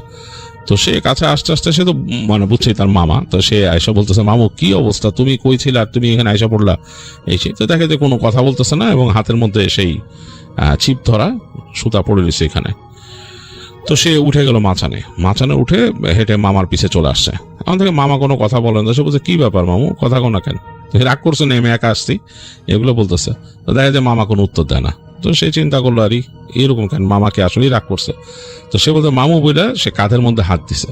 কাঁধের মধ্যে হাত দেওয়ার পর তার কাছে মনে হলো যে মামার শরীরটা খুব বেশি ঠান্ডা, বেশি রকমের ঠান্ডা, মানে শার্ট পরা। মামা আবার গায়ে কিন্তু কোনো জ্যাকেট নেই, তার গায়ে কিন্তু একটা জ্যাকেট আছে, মামার গায়ে কোনো জ্যাকেট নেই, একটা শাল, কিন্তু শালটা যে পড়ছে ঘাড় পর্যন্ত পেঁচায় আসছে, ঘাড়ের উপরে মাথাটা পুরো ঢাকা, আর মানে হাতের এখানে মানে নর্মাল শার্ট পরা। এই শার্টটা মনে সে দেখছে তার মামার গায়ে। তো সে যখন হাত দিছে ওটা বেশি ঠান্ডা, বরফের মতো ঠান্ডা মামার শরীর। কি ব্যাপার, এটা কি এই ঠান্ডার জন্য হয়েছে? দেখলো তার মামা আস্তে করে তার দিকে ঘাড় ঘুরাইলো, মানে ভয়ে মনোয়ারের আত্মা ঠ্যাক করে উড়ে গেছে, কারণ মামা যে ঘাড় ঘুরাইছে, মামা মনে হলো তার শরীরটা সামনের দিকে আছে, মাথাটা কমপ্লিটলি ঘুরে গেছে শাল সহ তার দিকে, পুরা 360 মাথা তার দিকে ঘুরে গেছে, এবং ওই শালের ভিতরে কোনো চোখ মুখ কিচ্ছু নাই, অন্ধকার। মনে হচ্ছে বাতাসের উপর দিয়ে কেউ শালটা পরায় রাখছে, মানে চোখ মুখ কিচ্ছু দেখা যাচ্ছে না, আবার মাথার মতো শেপে হয়ে আছে, কিন্তু চোখ মুখ কিচ্ছু নাই, ভিতরে অন্ধকার। মনোয়ার ভয়ের চোটে এক লাফ দিয়ে 2 ফিট পিছনে চলে আসছে, মানে ওই মাচানের গোড়ায়। এই সময় সে দেখলো পানির মধ্যে একটা শব্দ হলো, বুম করে একটা শব্দ, মনে হলো যে পানির মধ্যে বাবল যদি বড় একটা উঠে সেরকম। আর খুবই আশ্চর্যজনক ভাবে তার মামার যে এই যে শাল এবং ড্রেসটা মনে হলো কাপড়ের মতো, মানে ভিতরে কিছু না থাকলে যেরকম হয়, মানে একটা কাপড় যদি পানি পড়ে যায়, যাকে অদৃশ্য, মানে একটা মানুষ যদি কাপড়ের ভিতর থেকে অদৃশ্য হয়ে যায় যেরকম, সেরকম কাপড়টা ঠাস করে পানিতে পড়ে গেল এরকম ওই মাচানের থেকে সামনের দিকে, মানে মনে হলো যে একটা কাপড় ছিল, কাপড়টাকে কেউ ফেলে দিছে সামনে। তো মনোয়ার মানে ভয়ে 2 সেকেন্ড চিন্তা করতে পারেনি কি হবে, এবং ওই যে কাপড়টা ওখানে পড়ছে, তারপর সে শব্দ পেল ভ্রুশ করে পানির, এবং মনে হলো একটা পানির স্তম্ভর মতো উঠলো পানির থেকে, এবং সেই স্তম্ভটা মানুষের মতো, মানে একটা পিলারের টাইপের, পানির পিলারের মতো একটা মানুষের মতো, এবং মনে হলো যে সেখানেই মানে চোখ আছে সেই পিলারের মধ্যে থেকে, এবং সে পানিটা ছুটে তার দিকে আসলো। তো ওই সময় আর মনোয়ার দাঁড়ায় থাকতে পারেনি, তার ভয়টা এত লাগছে সে ঘুরে দৌড় দিছে ওখান থেকে, দৌড় দিল, এবং সেই পানিটা ছিটকা এসে তার গায়ের মধ্যে বেশ খানিকটা পড়লো, তার তার জ্যাকেট এবং তার প্যান্টের কাছে অনেকটাই ভিজে গেল, পানির অংশ ছিটকে পড়ছে। তো মনোয়ার তার কিছু মানে নেওয়ার কথা চিন্তা করে, বালতি টালতি কিছু না, সে দৌড় ওখান থেকে, তার হাতের হারিকেনটা শুধু ধরা আছে, সে দৌড়াচ্ছে, হারিকেন এদিক ওদিক করতেছে। তার কাছে কেন জানি মনে হইতেছে তার পিছনে পানি, মানে মানে বেশ খানিকটা পানি যদি ছপ ছপ করে আসে, এরকম পানির মতো শব্দ হইতেছে, যে পানি আলাপ, মানে পানি লাগানো পা দিয়ে যদি কেউ ছপ ছপ করে মাটিতে ফেলে সেরকম শব্দ হচ্ছে। মনোয়ার তো দৌড়াইতে দৌড়াইতে মানে একদম মানে তার জান শেষ, সে একদম চলে আসে এক পর্যায়ে তাদের ওই বিল্ডিং এর কাছে হারিকেন নিয়ে, এবং সে যখন আলটিমেটলি বিল্ডিং এর দরজার কাছে আসছে, তার হারিকেনটা ঘুরে বাড়ি খেলো পাশের দেয়ালের সাথে, বাড়ি খেয়ে চিমনি ভেঙে হারিকেন নিভে গেল, মানে হারিকেনের মানে আলো টালো সব নিভে গেছে পুরো ঝিস করে। তো সে ওই মানে নিভা হারিকেন নিয়েই দৌড়াইতেছে, এবং কেরোসিনের গন্ধ, মানে ভাগ্য ভালো যে আগুন ধরে যায়নি। সে দৌড়ায় উঠে সিঁড়িতে উঠছে, সিঁড়িতে উঠে তার কাছে মনে হইতেছে বিভীষিকা, চারিপাশে অন্ধকার, চারিপাশে মানে কোন মনে হচ্ছে যে কেউ ছুটে আসবে ভিতর থেকে, আর পিছনে সে শব্দটা আর নাই। তো মনোয়ার প্রচন্ড ভয় পেতেছে, একদম ভয়ে তার মনে হচ্ছে বেহুশ হয়ে যাবে। সে দৌড়ানো শুরু করলো সিঁড়িতে উপরের দিকে, ধপ ধপ ধপ ধপ শব্দ হইতেছে, এটাতে আরো ভয় লাগতেছে, অন্ধকারের মধ্যে সিঁড়িতে ধপধপ হইতেছে, এবং উপরে তো খালি। তো এরকম উঠে সে 3 তলা 7 তলা পর্যন্ত উঠে সে মনে হচ্ছে দম নিতে পারতেছে না, তো এক জায়গায় সে বসে পড়লো, বসে পড়ে কিছুক্ষণ হাঁ করে শ্বাস নিতেছে, আর তার মনে হইতেছে যে তাকে কেউ সিঁড়ি দিয়ে এসে উঠে ধরবে।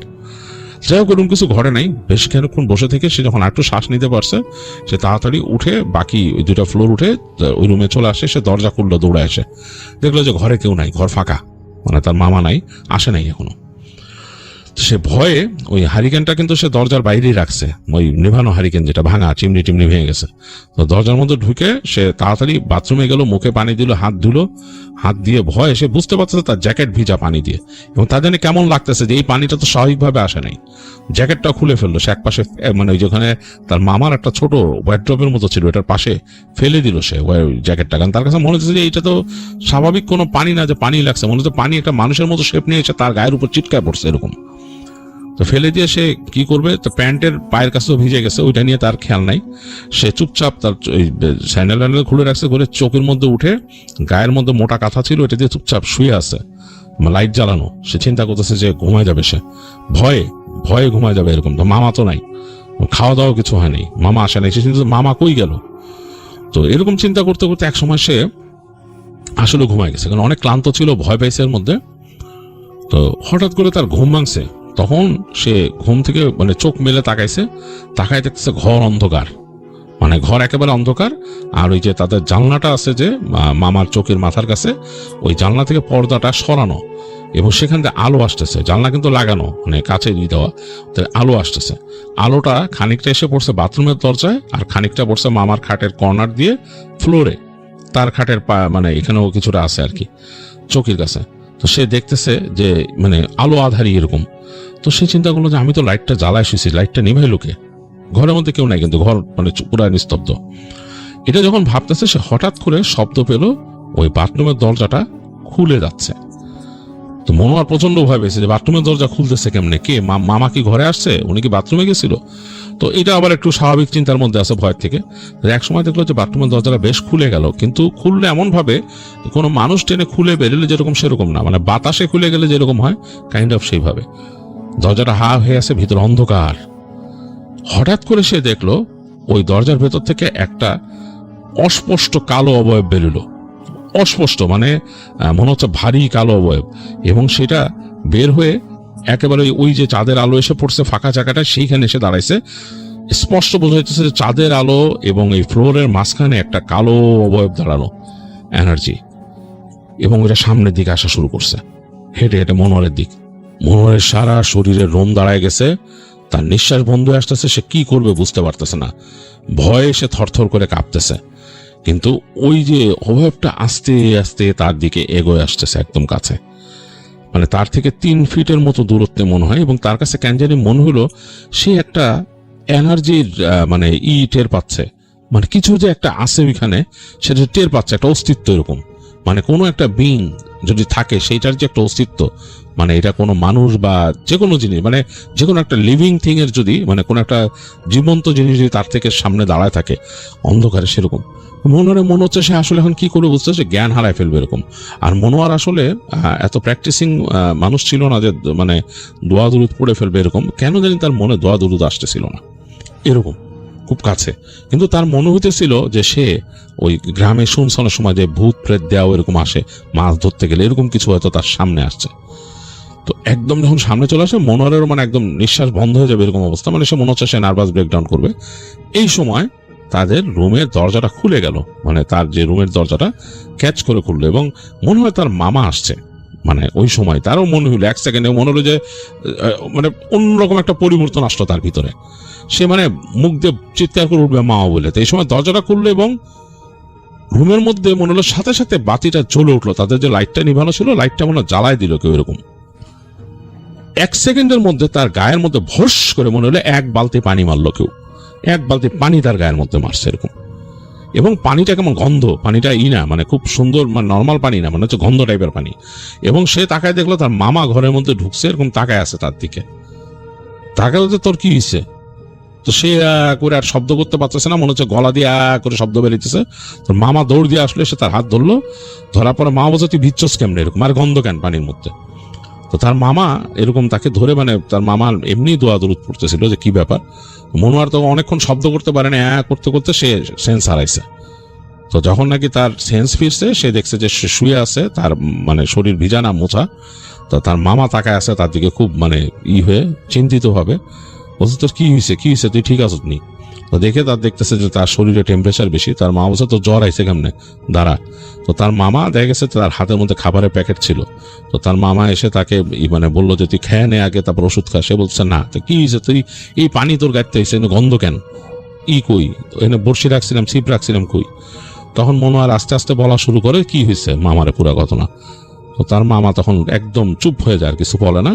তো বলে যে আগে তুই পরিষ্কার হ। তার মামা ওখানে দাঁড়ায় থাকলো, একদম পরিষ্কার হওয়ার জন্য দাঁড়ায় থাকলো। তারে বলে তোর মুছাই টুসাই দিছি, কিন্তু তুই আরো ভালো মতো পরিষ্কার হ।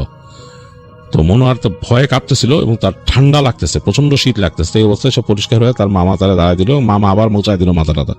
তারপর খাবার দিল, জোর করে মামা খাওয়াইলো, তাহলে বসায়। তার মামা ওই যে প্যাকেট খাবার নিয়ে আসছিল, বিরিয়ানি টিরানি, এগুলো খাওয়াইলো। খাওয়ানোর পরে মোস্তাকরে প্যারাসিটামল আর কি এগুলো খাওয়াইলো। খাওয়ার পরে বলতেছে যে কি হয়েছে, তুই ভয় পাইছস? হ্যাঁ। তো তার মা বলে কি এইখানে তোর আমি কইতে ভুলে গেছি, এই জায়গায় তুই এরকম রাত্রেবেলা যাওয়ার ঠিক হয়নি। আমি তো আসলে একটা আমার জরুরি কাজের ডাক পড়ছিল, আমার চলে যেতেছে, আমার একজন ডাকতে আসছিল এখানে। আমাদের ওইখানে একটা ছাদ ঢালাই হওয়ার কথা ছিল না, কিন্তু ওইটা ঢালাই হবে, তা আমার নিয়ে গেছিল। তো ওইটা ওইদিকে আরো দূরে। তা আমি ভাবছি মনে করে এটা শেষ হইব, শেষ হলে আমি আইসা বড় মাইসা তোরে নিয়ে খাওন কিনে আনু।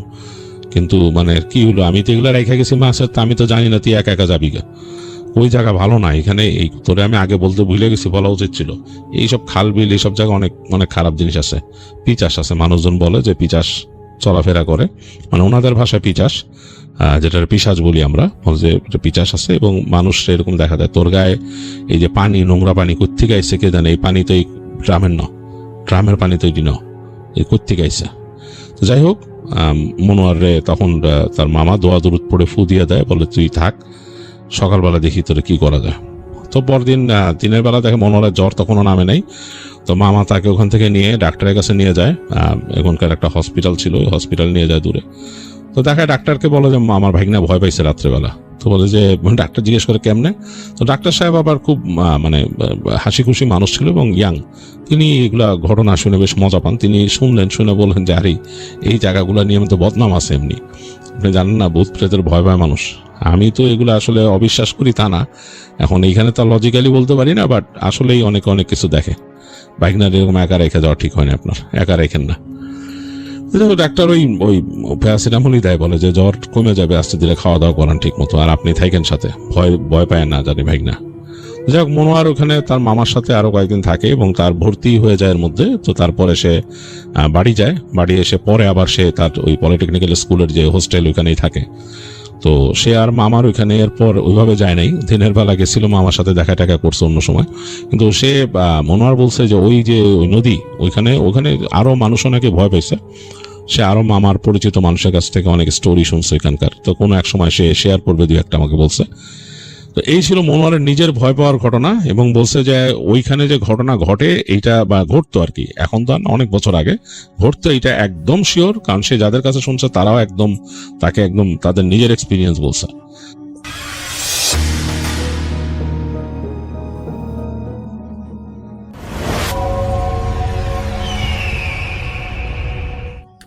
হ্যালো লিসনার্স, আসসালামু আলাইকুম। আশা করি সবাই ভালো আছেন আর ভালোর তলায় আছেন। আমার নাম রিপন, আমি লালমাট থেকে বলতেছি। আজকে যে ঘটনাটা আমি শেয়ার করব, এই ঘটনাটা আমাদের এলাকার একটি ঘটনা। আশা করি আপনাদের ঘটনাটা ভালো লাগবে। তো সঙ্গত কারণে যিনি আমার ঘটনাটা শেয়ার করেছেন তার সম্পর্কে বলা যাচ্ছে না, তো আমি সরাসরি ঘটনায় চলে যাচ্ছি। ঘটনাটা আদিতমারি সাপটিবাড়ির একটা বড় একটা বিলের মধ্যে একটু ঘটে যাওয়া একটা ঘটনা। গ্রামের মানুষ জানে যে বর্ষার শেষে যখন বিলের পানি কমতে শুরু করে, তখন রাতে সেখানে প্রচুর শোল মাছ আর গজার মাছ পাওয়া যায়। তবে ওই বিলের একটা অংশ নিয়ে পুরনো একটা কথা আছে, যেখানে নাকি এক সময় এক জেলে রাতে মাছ ধরতে গিয়ে রহস্যময়ভাবে ডুবে মারা গিয়েছিল। তো এই ঘটনার পর পুরো চাঞ্চল্য সৃষ্টি হয় এলাকায়। পরবর্তীতে মানুষ ভয়ে ওই বিলের মধ্যে মাছ ধরতে যাওয়া বন্ধ করে দেয়। তো দিনের বেলাতে মানুষ মাছ ধরে, কিন্তু রাতের বেলা ওই ঘটনার পর থেকে এখন পর্যন্ত কেউ মাছ ধরার সাহস পায় না। তো গ্রামের একজন ছিলেন, উনি একগুঁয়ে টাইপের, তো ওনার ছদ্মনাম হিসেবে মনে করি তার নাম হচ্ছে নয়ন। তো ওই নয়ন মিয়া একগুঁয়ে টাইপের ছিলেন, তো তিনি জেলে ছিলেন। তো তিনি এইসব কথা শোনার পর উড়িয়ে দিতেন, আসলে তিনি এই জিনিসগুলো বিশ্বাস করতেন না। এবং তিনি দিনের বেলাও তো মাছ ধরতেন, রাতের বেলাও তিনি মাঝে মাঝে মাছ ধরতেন। তো ঠিক ওইভাবেই তিনি মাছ ধরে যাচ্ছিলেন। তো সে ছিল দারুণ ডাহক আর কোচ, মানে এই দুটো দিয়ে মাছ ধরে প্রচুর পরিমাণ মাছ ধরতে পারত। এর এক ধরনের মাছ ধরার যন্ত্র, যেটা আমরা অনেকে বলি ট্যাটা বলি।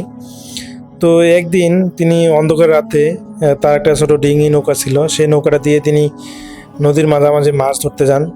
সাথে ছিল তার কাছে একটা টর্চ লাইট। তো তিনি সেই নদীর দিকে যান এবং রাত তখন আনুমানিক 1টা বাজে। কুয়াশা আর জলীয় বাষ্প মিলে বিলের পানি ধোয়াটে দেখাচ্ছিল। তো নয়ন মিয়া নৌকার গুলোয় বসে আলো ফেলে চারপাশটা দেখতেছিলেন। তো হঠাৎ সে লক্ষ্য করলো যে বিলের শাপলা পাতার ঝোপের ভিতর দিয়ে একটা শোল মাছ অনবরত মানে উকি দিচ্ছে, পানির উপরে ভাসতেছে আবার ডুবে যাচ্ছে। মাছটা আকারে অনেক বড় ছিল। তো ওই নয়ন মিয়া লোভে পড়ে যায়, সে ওই মাছটাকে ধরার জন্য উৎসুক হয়। তো সে সাবধানে নৌকাটা সেই ঝোপের দিকে এগিয়ে নিয়ে যায় একদম ধীরে ধীরে, যাতে করে মাছটা কোনোভাবে টের না পায়। এবং তার হাতে থাকা কোচটা দিয়ে সে আঘাত করতে যাবে, তখনই মাছটা একটা অদ্ভুত কাণ্ড করলো। ওটা পানির উপর মাথা তুললো এবং মানুষের মতো খিলখিল করে হাসলো। নর্মালি রাসেল ভাই, মাছ কখনো হাসে না।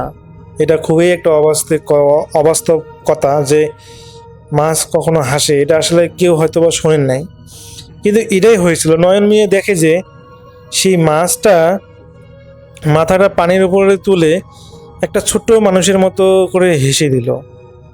নয়ন মিয়া এটা দেখে তো ভয়ে চমকে উঠলো এবং এটা দেখে সে মাছটা ধরা থেকে মাছটা কোচ দিয়ে আঘাত করা থেকে বিরত থাকলো। এবং তার হাতে থাকা অন্য হাতের লাইট দিয়ে সে মাছটার উপর স্থির করে আলো ফেললো।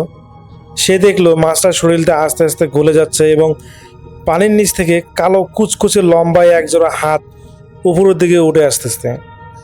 সে হাত দুটোর নখগুলো ছিল অস্বাভাবিক বড় এবং পচা। ঠিক তখনই নৌকার ঠিক তলা থেকে একটা বিকট ধাক্কা লাগলো। মনে হচ্ছিল যে তার নৌকাটাকে কেউ একজন জোরে ঝাঁকি মারলো। তো পানির নিচ থেকে কেউ একজন পুরো নৌকাটাকে উল্টে দেওয়ার চেষ্টা করতেছে, এরকম তার কাছে মনে হলো। তো নয়ন মিয়া ভারসাম্য রাখতে না পেরে নৌকার উপরেই আছড়ে পড়লেন এবং তার হাতে থাকা টর্চ লাইটটা ছিটকে বিলের অথই পানিতে তলিয়ে গেল। তো চার্জার লাইটটা পানিতে পড়ে যাওয়ার সাথে সাথে চারপাশটা একটা গুটগুটে অন্ধকার অনুভব হলো। তো অনেকক্ষণ তার কাছে মনে হচ্ছিল যে তিনি সামনে কোনো কিছুই দেখতে পাচ্ছেন না। তো ধীরে ধীরে দেখা যায় আমরা যখন একদম অন্ধকারের মধ্যে থাকি, প্রথম অবস্থায় কিন্তু হঠাৎ করে কোনো কিছু লাইট অফ করলে একদম পুরো অন্ধকার দেখায়, কিন্তু যখন একটু থাকা হয়, মানে সেই অন্ধকারের মধ্যেই যখন থাকা হয়, ধীরে ধীরে আমরা কিন্তু অনুভব করি যে আশেপাশে আলো দিয়ে সেই জায়গাটা একটু হালকা দেখা যায় এরকম। তো উনি হলো অনুভব করেন যে আকাশে হলো চাঁদনি রাত ছিল। চাঁদনি রাত বলতে একদম চাঁদনি রাত ছিল না, হালকা চাঁদনি ছিল। মেঘের কারণে দেখা যায় চাঁদটা ভালোভাবে দেখা যাচ্ছিল না, আর ওই হালকা আলোতে তিনি চারপাশটা মোটামুটি দেখতে পাচ্ছিলেন। তো তিনি একটা জিনিস অনুভব করলেন যে ওই হাত দুটোকে আসলে দেখার জন্য টর্চ লাইটটা ধরেছিলেন, এবং তখন যখনই ঝাঁকি খেয়ে তার হলো নৌকার থেকে বা ওই তার টর্চ লাইটটা পড়ে গিয়েছে, তখন তিনি তার কিছুক্ষণ পর যখন তিনি ওই যেদিকে হাত দুটো তিনি দেখেছিলেন সেদিকে যখন তাকান, সেখানে যেটা দেখেন সেটা দেখার জন্য তিনি মোটেও প্রস্তুত ছিলেন না। তিনি দেখেন যে প্রথম ওখানে যে হাত দেখেছিলেন, এখন সেই হাতের জায়গায় একটা জলজ্যান্ত কালো, একটা কুচকুচে কালো একটা অবয়ব পানির উপর, মানুষের মতো দেহ আকৃতি, পানির উপর দাঁড়িয়ে আছে। এটা দেখে রাসেল ভাই তিনি এত পরিমাণ ভয় পেয়ে যান সেই কালো অবয়বটাকে দেখে। তো তিনি হলো ওই তার নৌকার যে লাঠি আছে, যেটা দিয়ে তিনি ধীরে ধীরে ওই নৌকাটা চালিয়ে এসেছিলেন, তো তিনি কি করেন, ওই নৌকাটা তার যত শক্তি আছে তিনি চেষ্টা করেন সেখান থেকে নৌকাটা নিয়ে যাওয়ার। তো রাসেল ভাই তিনি যখন সেখান থেকে নিরাপদে নৌকাটা কিনারায় নিয়ে আসেন, তো নিয়ে আসার পর তিনি যেটা লক্ষ্য করেন যে ওই নৌকাটা এখন আর স্বাভাবিক নেই। নৌকাটা মনে হচ্ছে যে নিচের তলাটা ভেঙে গিয়েছে এবং নিচের তলাটা ভেঙে গিয়ে নৌকার মধ্যে পানি ভরে যাচ্ছে।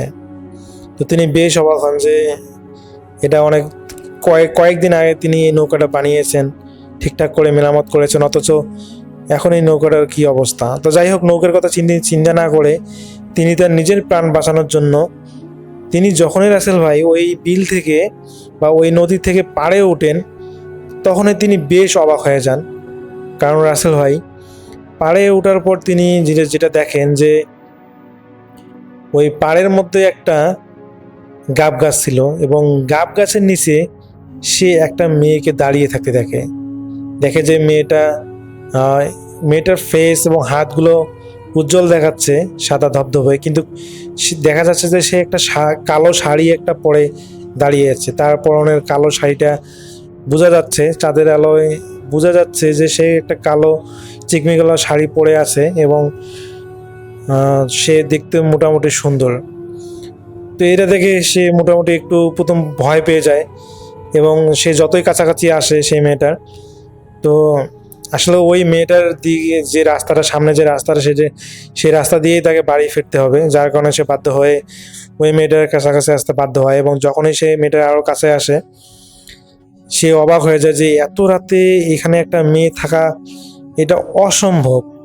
কিন্তু নয়ন মিয়া খুবই অবাক হয়ে যায় এবং সামনাসামনি যখন আসে একদম কাছাকাছি, তার থেকে মনে হয় যে 10-15 মিনিট দূরে মেয়েটা, তাকে স্পষ্ট দেখা যাচ্ছে। এবং যখন জিজ্ঞেস করে যে আপনি কে, আপনি এত রাতে এখানে দাঁড়িয়ে আছেন কেন, রাসেল ভাই সেই মেয়েটা কোনো কথা বলে না। সে নয়ন মিয়ার দিকে তাকিয়ে মানে চোখ রাঙিয়ে আছে। তো এটা দেখে নয়ন মিয়া তো একটু ভয় পাচ্ছে যে মেয়েটা তার দিকে চোখ বড় বড় করে তাকাচ্ছে। এবং নয়ন মিয়া যখন আবার জিজ্ঞেস করে যে কে আপনি, আপনি এখানে এত রাতে দাঁড়িয়ে আছেন কেন, তো রাসেল ভাই ওই মেয়েটা কোনো কিছুই বলে না, একদম ঠায় দাঁড়িয়ে আছে চোখ বড় বড় করে। তো এই চোখ বড় করে দাঁড়িয়ে থাকা দেখে নয়ন মিয়া ভয় পেয়ে যান এবং তিনি চিন্তা করেন যে এখানে থাকা নিরাপদ নয়। তিনি বাসার দিকে রওনা দেওয়ার চিন্তা ভাবনা করেন এবং যখনই রাসেল ভাই তিনি সেই মেয়েটাকে পার হতে যাবেন, সেই মেয়েটা নয়ন মিয়ার নাম ধরে ডাকে, এই নয়ন মাছি কোথায় যাচ্ছিস, মাছ নিবি না, মাছ আয় মাছ নিয়ে যা। তো রাসেল ভাই এই কথা শুনে নয়ন মিয়া বেশ অবাক হন যে এই মেয়েটা তার নাম জানে কিভাবে। তো যখনই সেই মেয়েটা পিছনে ঘুরে তাকায়, যখনই সেই নয়ন মিয়া পিছনে ঘুরে তাকায়, দেখে যে সেই মেয়েটার মধ্যে দুই হাতে দুটো বড় বড় মাছ। সে অবাক হয়ে যায়, কারণ এই মাছগুলো সেই মাছটার সমান যে মাছটা সে কোচ দিয়ে নৌকা থেকে যে মাছটা ধরার জন্য সেই মেয়েটার ধাওয়া করেছিল, এই মেয়েটার হাতে সেই রকমের দুইটা বড় বড় মাছ। তো এটা দেখে তো সে অবাক হয়ে যায় যে মেয়েটার হাতে যখন সে পার হচ্ছিল তখন কি কথা বলতেছিল, তখন তো তার হাতে কিছুই ছিল না, তো হঠাৎ করে তার হাতের মধ্যে আবার মাছ কোথা থেকে এলো। তো নয়ন মেয়ে যেহেতু একটু চালাক প্রকৃতি ছিল, যে রাত বিরাতে মাছ ধরে, সে এই জিনিসগুলো বুঝে। তো রাসেল ভাই সে কোনো কথা না বলে এমন জোরে দৌড় দেয় তার বাড়ির দিকে, মানে হিতাহিত জ্ঞান হারিয়ে দেয় এক দৌড়। সে কতক্ষণ দৌড়িয়েছে তার মনে নাই। তো এক সময় সে হলো উল্টে পড়ে যায় এবং উল্টে পড়ে অনুভব করে যে সে একটা গর্তের মধ্যে পড়ে গিয়েছে। তো সে বেশ অবাক হয় যে রাস্তার মাঝে সে গর্ত কোথায় পেল এবং কীভাবে পড়ে গেল, মানে কোনোভাবেই বুঝতেছে না। তো রাসেল ভাই যখনই সে মানে একটু ভালোভাবে দেখার চেষ্টা করে যে আসলে কোথায় পড়ে গেছে, তখনই সে যেটা দেখে সেটা দেখার জন্য মোটেও প্রস্তুত ছিল না, কারণ সে একটা কবরের মধ্যে পড়েছে। রাসেল ভাই ওই বিলের পাশে একটা কবরস্থান আছে, ছোট্ট একটা কবরস্থান, ওখানে এলাকার মানুষজনকে কবর দেওয়া হয়। উনি দেখে যে সেই কবরস্থানের মধ্যে তিনি পড়ে গেছেন, অথচ রাসেল ভাই তিনি অনেকক্ষণ আগেই সেই পুকুর থেকে অনেক দূর চলে এসেছেন। তাহলে তিনি সেই পুকুরের বা সেই নদীর পাশে কবরস্থানে কী হবে, তো কোনোভাবেই তিনি এটা বুঝতে পারলেন না। এবং রাসেল ভাই যখনই তিনি কবর থেকে বের হয়ে বা ওই উপরে উঠে এসে যখনই তিনি তার বাসার দিকে আসার জন্য আবার হাঁটা শুরু করেন, রাসেল ভাই ওই একই জায়গায় মেয়েটাকে আবার দেখতে পান এবং রাসেল ভাই সেই মেয়েটা আবার আগের মতো করে চোখ বড় বড় তার দিকে তাকিয়ে আছে। এবার রাসেল ভাই তিনি চিন্তা করেন যে এই রাস্তা দিয়ে গেলে হয়তোবা তিনি আবার বিপদে পড়বেন এবং তিনি চিন্তা করেন যে তিনি ঘুরে যাওয়াই ভালো হবে। তো তিনি সেই রাস্তা দিয়ে না যেয়ে অন্য রাস্তা দিয়ে রাসেল ভাই ঘুরে যান। তো ওই অন্য রাস্তা দিয়ে ঘুরে যেয়ে যখনই তিনি বাসায় পৌঁছান, তখনই আসলে রাসেল ভাই বাসায় যেয়েই তিনি সেন্সলেস হয়ে পড়ে যান এবং তার বাড়ির লোকজন এসে যখন তাকে দেখে যে তিনি সকালবেলা সেন্সলেস হয়ে মাটিতে পড়ে আছেন, তো যখন তাকে জ্ঞান ফেরানো হয়, যখন তাকে জিজ্ঞেস করা যায় কী হয়েছে, পরে রাসেল ভাই তিনি সমস্ত ঘটনা শেয়ার করেন। তো এরপর থেকে আসলে ওই নয়ন মিয়া বা ওই নয়ন জেলে রাতের বেলা আর কখনোই মাছ ধরেন নাই, যদিও তিনি দিনের বেলাতে পরবর্তীতে অনেক দিন পর মাছ ধরেছেন। তো এই ঘটনার পর আসলে তার সাথে আর কোনো ভৌতিক ঘটনা ঘটে নাই, কারণ তিনি পরবর্তীতে আর রাতে মাছ ধরে নাই। তো রাসেল ভাই ওই আমাদের ওই জায়গাটায়, বিশেষ করে সাপটিবেরি ওই জায়গাটায় যে নদী বা বিলটা আসতে, ওইখানে একটা লোক মারা গিয়েছিল পুকুরে। উনি একজন ভালো জেলে ছিলেন, উনি ভালো সাঁতার জানতেন, ডুবুরি ছিলেন, অথচ তার লাশ পাওয়া গেছিল। এবং এই ঘটনার পর থেকে রাসেল ভাই ওই নদীতে রাতের বেলা বিশেষ করে মানুষ মাছ ধরা এ পর্যন্ত কেউ ধরার সাহস পায় না। কোচ দিয়ে হোক, জাল দিয়ে হোক, যেটাই বলেন না কেন, কোনো কিছু দিয়ে মানুষ আর আসলে মাছ ধরতে সাহস পায় না। যদিও বা দিনের বেলায় হলে মানুষ মাছ ধরে, যারা মাছ চাষ করেন তারা দিনের বেলাতেই মাছ ধরেন, ভুল করেও রাতের বেলা কেউ ওই নদীতে মাছ ধরতে চান না এখন পর্যন্ত। তো রাসেল ভাই এটাই ছিল আমার ঘটনা।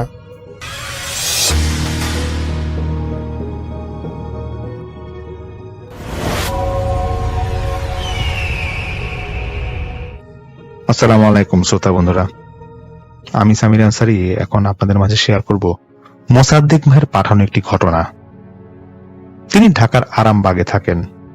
ওনার বাড়ি মুন্সিগঞ্জ বা তার আশেপাশে কোনো একটা জায়গায় হবে।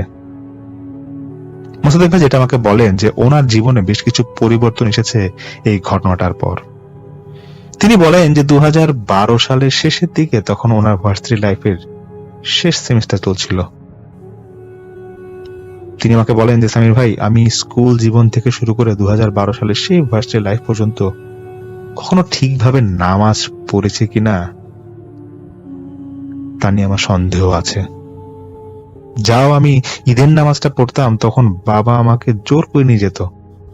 বাবা যদি না আসতো এমন হয়েছে যে কোনো কোনো ঈদে আমি নামাজও পড়তাম না। তো যেই ঘটনাটা তার জীবনে পরিবর্তন আনে সেই ঘটনায় তিনি আমাকে এখন শেয়ার করেছেন, সেটা আমি শেয়ার করছি আপনার মাঝে। মোসাদ্দেক ভাইয়ের বাড়িতে তখন তার বাবা মা এবং তিনি থাকতেন। ওনার একটা অভ্যাস ছিল যে প্রতি রাতে তিনি কানে হেডফোন লাগিয়ে গান শুনতে শুনতে ঘুমিয়ে পড়তেন। রুমে উনি একাই থাকতেন, দরজাটা লক করেই ঘুমাতেন। তো কোনো এক মাঝ রাতে ঘুমের মধ্যেই কানে হেডফোন থাকায় ওনার কেন জানি মনে হচ্ছিল যে গানটা শুনতে ওনার ভালো লাগছে না। ঠিক এটা মনে করতেই তিনি অনুভব করেন যে কেউ একজন তার কান থেকে হেডফোনটা খুলে দিচ্ছে।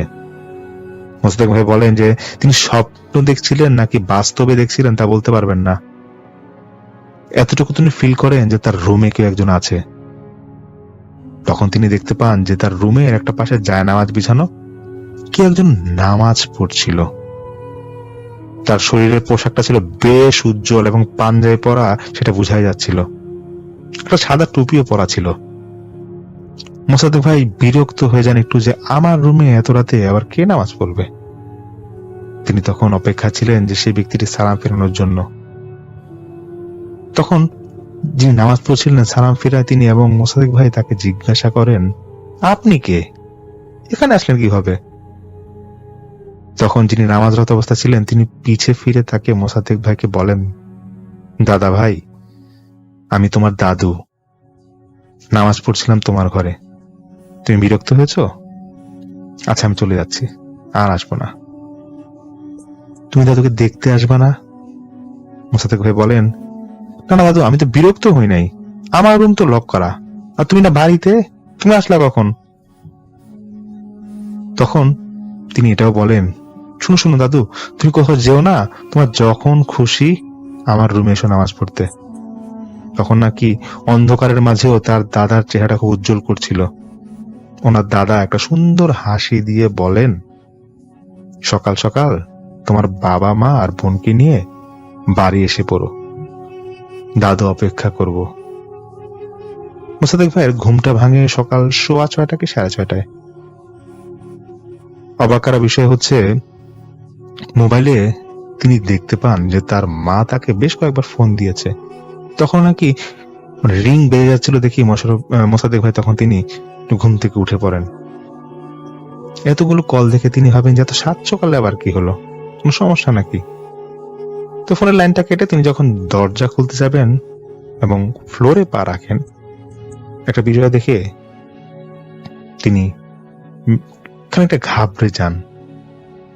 তিনি দেখেন যে তার রুমের পাশে রাতে স্বপ্নে যে দেখেছিল জায়নামাজটা যেখানে বিছানো অবস্থা ছিল এবং তার দাদু যেখানে নামাজ পড়ছিল সেখানে ঠিক ঠিক একটি জায়নামাজ বিছানো। উনি এই কারণে ঘাবড়ে যান যে তার রুমে কে জায়নামাজ বিছাবে, কারণ আজ পর্যন্ত তিনি রুমে জায়নামাজ বিছিয়ে কোনো নামাজ পড়েছেন কিনা তার জানা ছিল না। আর সেই জায়নামাজটা হাফ ভাঁজ করা অবস্থা ছিল। মনে হলো কেউ অনেক কিছুক্ষণ আগে নামাজ পড়ে উঠেছে। মোসাদ্দেক ভাই তখন দরজাটা খুলে তার মাকে এই বিষয়ে বলতে যাবেন, তখন তিনি গিয়ে দেখেন যে তার বাবা মা ছোট বোন ড্রয়িং রুমে বসে আছেন। তার মা তাকে বলছেন, বাড়িতে যাব, তোর দাদু ফজরের পর মারা গিয়েছেন।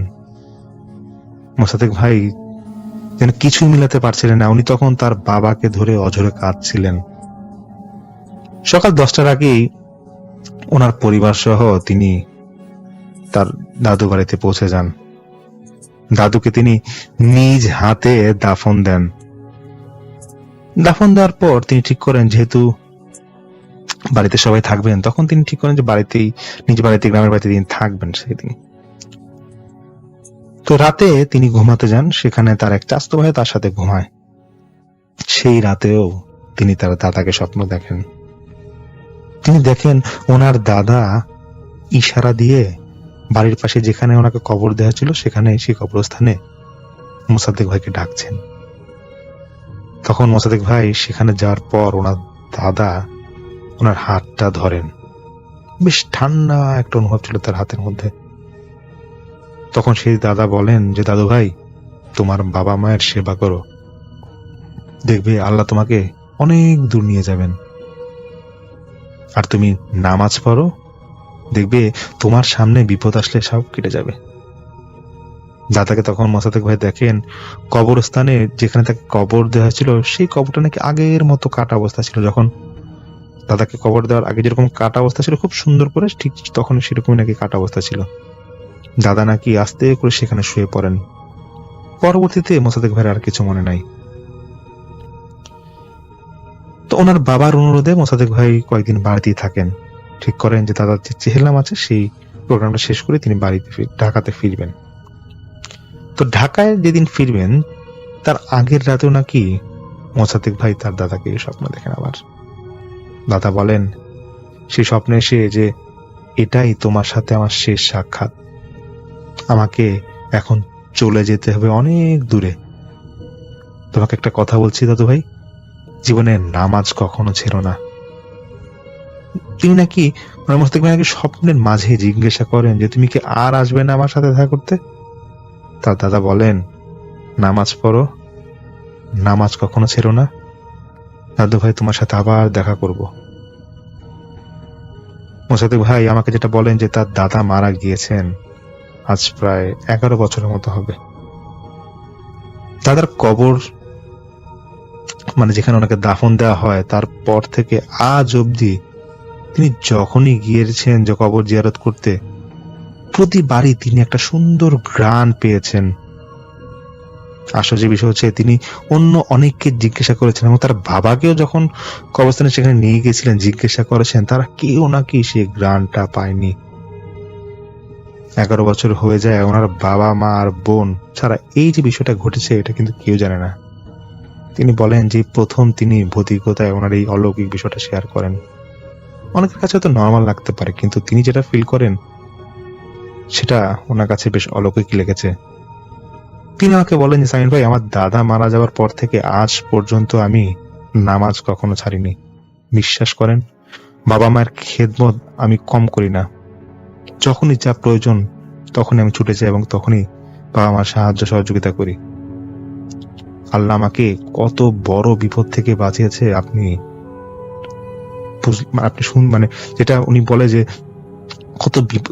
কত বড় বিপদ থেকে বাঁচিয়েছে সেটা আসলে একমাত্র তিনিই জানেন।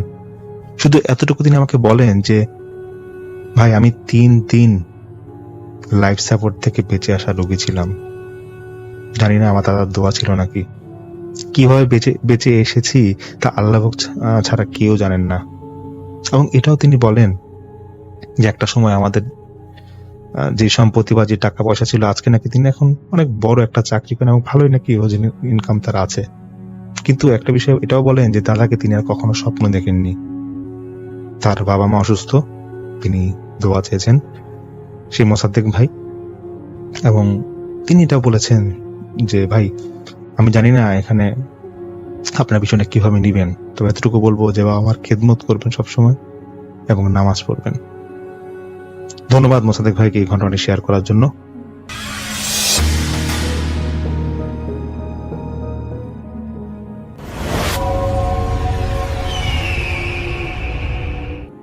আসসালামু আলাইকুম, আমার নাম মুস্তাকিম।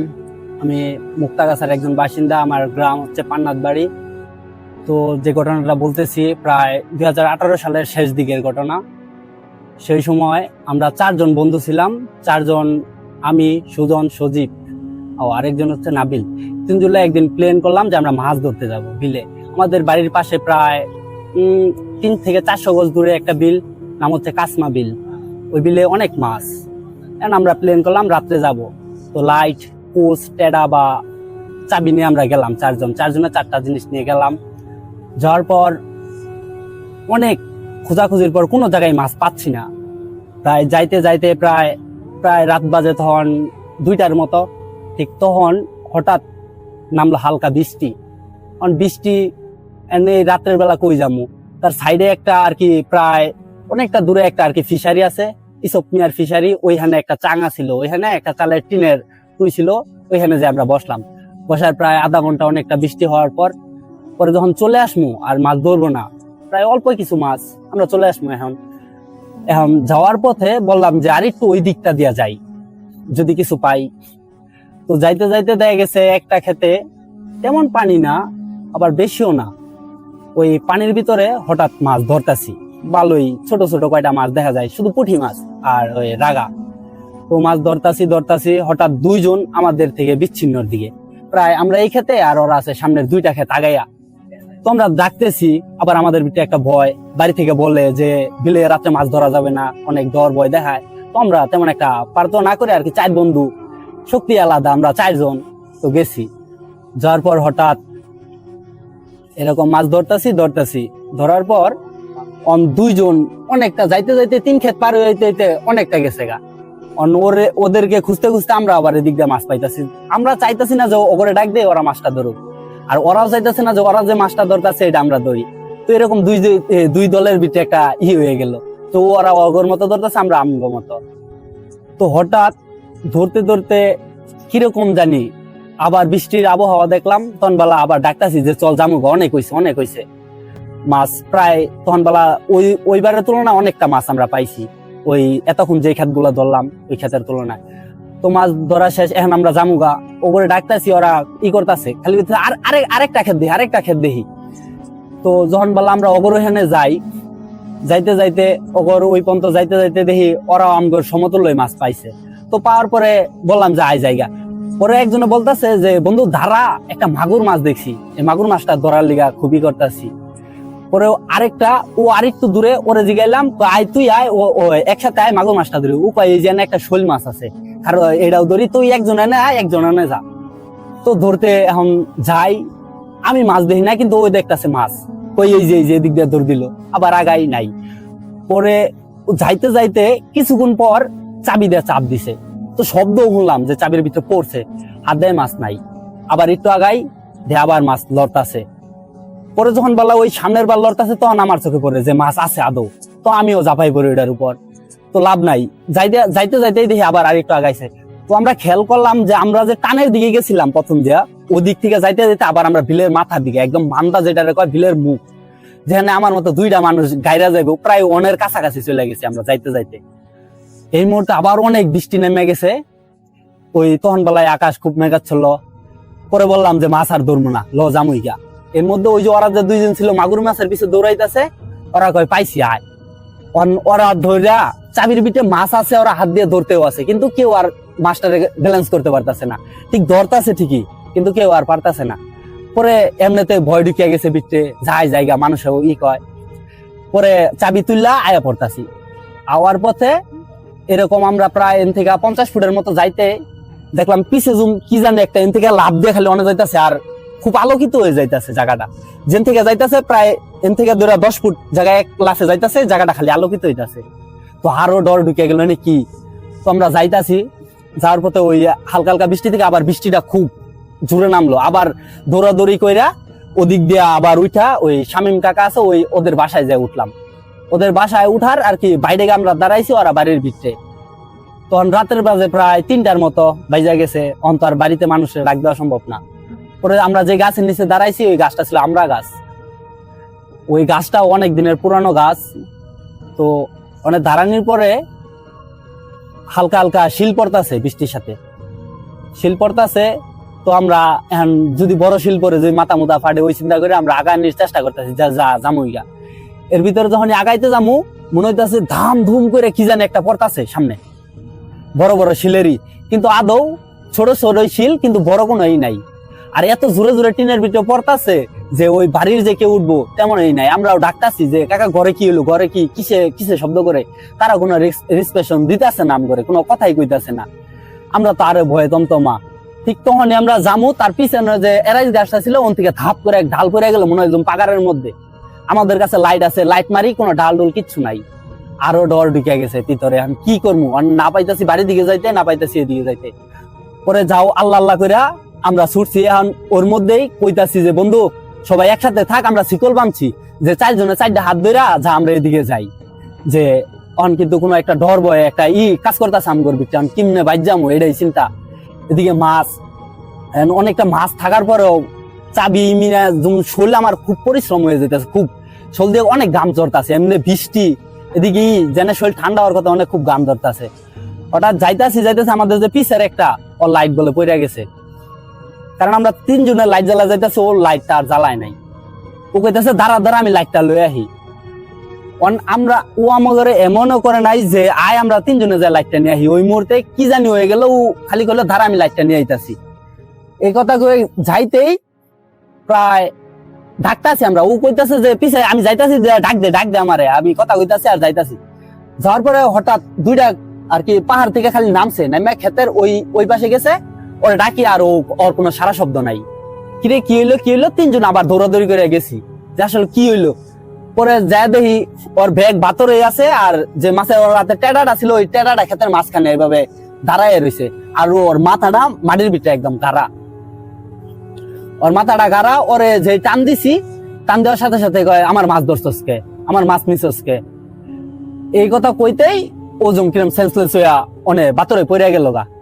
পরে আমরা 3 জনে মিল্লা ওরে কান্দে কইরা আল্লাহ আল্লাহ কইরা দোয়া কালেমা কইরা একবার খালি বাড়ির দিকে আইন না, রাস্তার ভিতরে আইন নাই, আমগর যে বাড়ির উঠানটা বনে আইন নাই, খুব ডাকাডাকি শুরু করে দিলাম। এলাকার প্রায় বাড়ির যা মানুষ আছে সবাই চলে আইলো। আওয়ার পরে এই অবস্থা, ওর আর কোনো সেন্স ফিরে না। সবাই মিল্লা তেল ডললাম হাতের ভিতরে, ডলার পরে ওই বাসা থেকে ওর বাপ মা সবাই ভয়ে ভয়ে যায় ডাক দিলাম।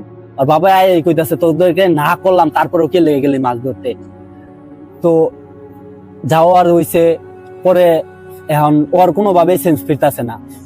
তারপরে আমাদের এলাকার এক কবিরাজ আছে, আমরা তার কাছে গেলাম, আমি আর আমার এক বন্ধু 2 জন, আর একজন মুরব্বী নিয়ে গেলাম। রাত্রের প্রায় 4টার মতো বাজিয়া গেছে তখন। পরে ওন থেকে আইতে আইতে ওই কবিরাজের ওইখানে গেছি। কবিরাজে বলতেছে যে আমি যাইতে পারি 1 সপ্তাহে, যদি তোমরা আবার আমার বাড়ি পর্যন্ত আগাই দিয়া যাও। পরে এখন আমরা নির্বিধায় বললাম যে আচ্ছা ঠিক আছে, আমি আবার রাত্রে বাড়ি পর্যন্ত আগাই দিয়া যাম। পরে আলাম, আওয়ার পরে একটা কাঁচা মরিচ নিল, আর কি জানে একটা শামুক নাই কি নিয়া হাতের কায়াঙ্গুল যা আছে কায়াঙ্গুলের ভিতরে এইভাবে জাতা দিয়া ধরলো। ধরার পরে এমনি শোয়া থেকে ধাপ করে বয়ে পড়লো। তোরকে আমার ছাইরা দে, তুই আমার ধরছসকে, তুই ওরে বর করছসকে। ও বলতেছে যে ও আমার আজকের শিকারিয়া ছিল, তো ওদের লেগাই আমি ওরে ধরতে পারি নাই। আমি ওদেরকে 2 জনটা আমি জনবিচ্ছিন্ন করছি, ওদের কাছ থেকে অনেকটা দূরে সরাই নিছি, তারপরে ওরে আমি আমার আনতে পারি নাই। তো ওর কি দোষ, তুই ধরতে পারিস নাই, তুই তো না পারলে এখন ছাইরা দে, এখন তুই ওর পিছে কি লেগাইছস। ও আমারে 2 বার করে আটকাইছে, আমার উপর অনেক আজাব দিছে, আমি ওর উপরে প্রয়োগ করতে চাই। ও বলতেছে ও তো তোর মাছ ভাই মারছে। কবিরাজ বলতেছে আমি ওর তো তোর মাছ ভাই মারছে, ও কি তুই যে শয়তান এটা ভাবে কি তোরে দিছে?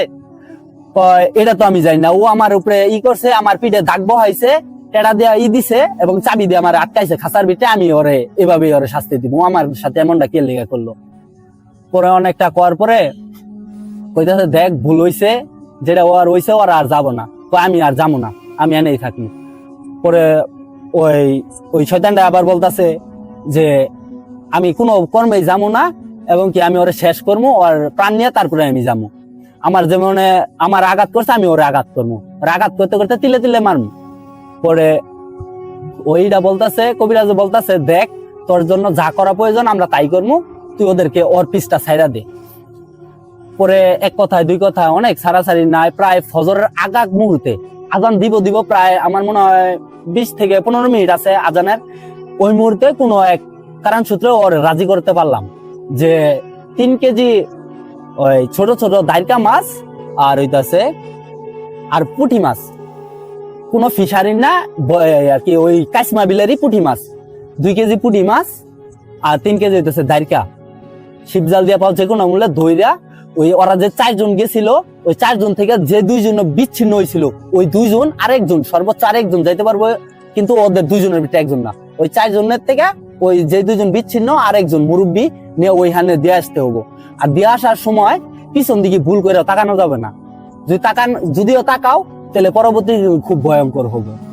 ওরা এই কথা করার পর অনেক রিকোয়েস্ট করার পর ওরে মানানো যাইতেছে না যে আমরা আর কিছু লোক যাই আর কিছু। তাও তখন আবার ডেট দিছে যে 12টা থেকে 1টার ভিতরে কাজ সম্পন্ন করতে হবো। পরে আর কি করার, পরে ওই পোলার বাপ ও স্বীকার করে নিল যে যে কোনো মূল্যে, কিন্তু ওর কথা ছিল যে বৃহস্পতিবারের দিন রাত্রে দেওয়া লাগবো। তখন বলা বৃহস্পতিবার আমাদের ওইখানে আবার শুক্রবারে হইল বাজার, আমরা বাজার থেকে মাছ কিনতে পারবো না। তারপরে আমরা এলাকাবাসী যা আছে সবাই মিলা করলাম যে যার কাছে যা জাল, যা নেট বা তরুয়া জাল, কারেন্ট জাল আছে আমরা এটি দিয়া মাছটা আর কি করবো। পরে আমরা দুপুর দিকে যাইয়া প্রায় 4টার মতো বাজে, তখন বেলা আমরা মাছ ধরতে সক্ষম। প্রায় এলাকাবাসী 50-60 জনের কম হবো না, সবাই জাল মাল নিয়া। তো আমরা 3 কেজি মাছের দাইরকা মাছের জায়গায় প্রায় 1.5 কেজি মাছ সংগ্রহ করতে পারছিলাম, আর বাকিটা দিছিলাম পুরি মাছ। ভাবতাছিলাম যে এটা নিয়ে কোনো গাবলা হবো, সবাই এটা নিয়ে কনফিউজ যে ও চাইলো এটা, আমরা তো আর পুরাটাই করতে পারি নাই। তবে আমরা পুরি মাছ টোটাল যে 5 কেজি হওয়ার কথা, আমরা পুরি মাছটা বাড়ায় টোটাল 5 কেজি একদম মাইপা তারপরে ওই 3 জন নিয়ে প্রায় রাত্রের ইটার দিকে দিয়ে আসছি।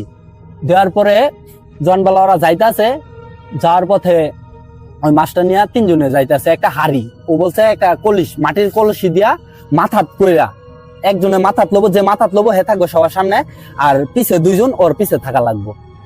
এবং কি হাড়িটা যে রাখবো ওই রাগার ওখানে কলা পাতা, কলা গাছ যে আছে কলা গাছের মাইস পাতাটা এইভাবে সুন্দর করে রাইখা ওইখানে আর কি কি যেন দিতে বলছিল, একটা মুরগির গিলা আর সম্ভবত কলা কাটা একটা মুরগি, এই 2টা জিনিস অনে রাখা মাঝখানে হাড়িতে মাছটা থাকবো। মাছটা রাখা তোমরা যেমনে দিছো ওইভাবে ঘুরে আবার অমনে হাঁটা শুরু করে লাগবে। এবং কি তুমি দোয়া কালেমা এরকম কোনো কিছু করতে পারবা না, তুমি যেভাবে গেছো ঠিক ওভাবে আবার হাইটা আসবা। হাওয়ার পথে তোমার পিছে যদি কেউ ডাকে তুমি তাকাবা না। তো সবাই নার্ভাস, কারণ যদি কেউ ডাকে একটা মনের ভিতরে ডরের কাজ করতেছে। তারপরেও তারা নির্বিধায় এখন যান বাঁচানোর লেগে যাওয়া লাগবে। পরে গেছে, যাওয়ার পরে ওটা রাখলো, ওই যেভাবে যেভাবে বলছে ঠিক ওইভাবে ওই জায়গাটি করছে।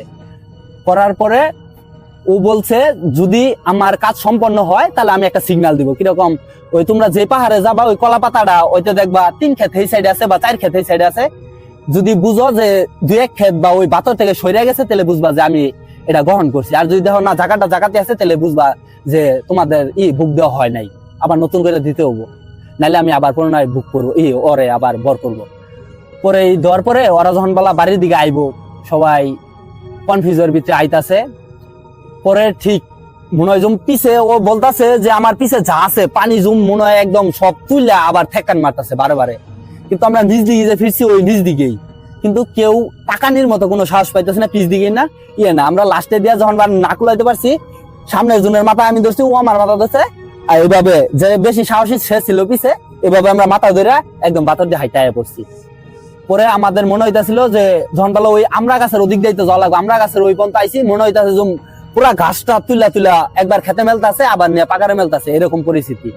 পরে আল্লাহ করে কোন থেকে যেই শরীরে আইসে, আওয়ার প্রায় 2 মিনিটের ভিতরে পিছে যেমন একটা সুম করে একটা আওয়াজ গেল পিছে। পরে তে একদম সব ঠান্ডা হয়ে গেল। পরে যখন আবার সবাই এলাকাবাসী সবাই সকাল প্রায় 6টা বাজে, সবাই ভিতরে তো একটা যে রাত্রে কি হইলো একটু দেখাই। 6টা বাজে প্রায় আমরা ঘুমেতে উঠার আগেই দেখি পুরা খেত খোলা যা আছে খালি মানুষ আর মানুষ। তবে যাই হোক আল্লাহর এক পরে যাই দেখি ওই কলা পাতাটা যে ও যেভাবে বলছে ওইভাবেই প্রায় 1 ক্ষেত 1.5 ক্ষেত হবো, 1.5 ক্ষেতের মাঝখানে মাঝামাঝি না একটা বাতারের সাইডে ওই কলা পাতাটা রয়েছে। কলসও নাই, ওই যে মুরগিটা দিয়ে আসছি মুরগিও নাই। তবে একটা পাইলাম যে মুরগির যে পশম গুলা ছিল ওটি যেমন পানি দেওয়া যেমন ছেড়ছাই আর কি 2-3টা করে এরকম অনেকটা দূর পর্যন্ত দেখা যায়। তো এই পর্যন্ত আসছিল ভাই, এটাই শেষ।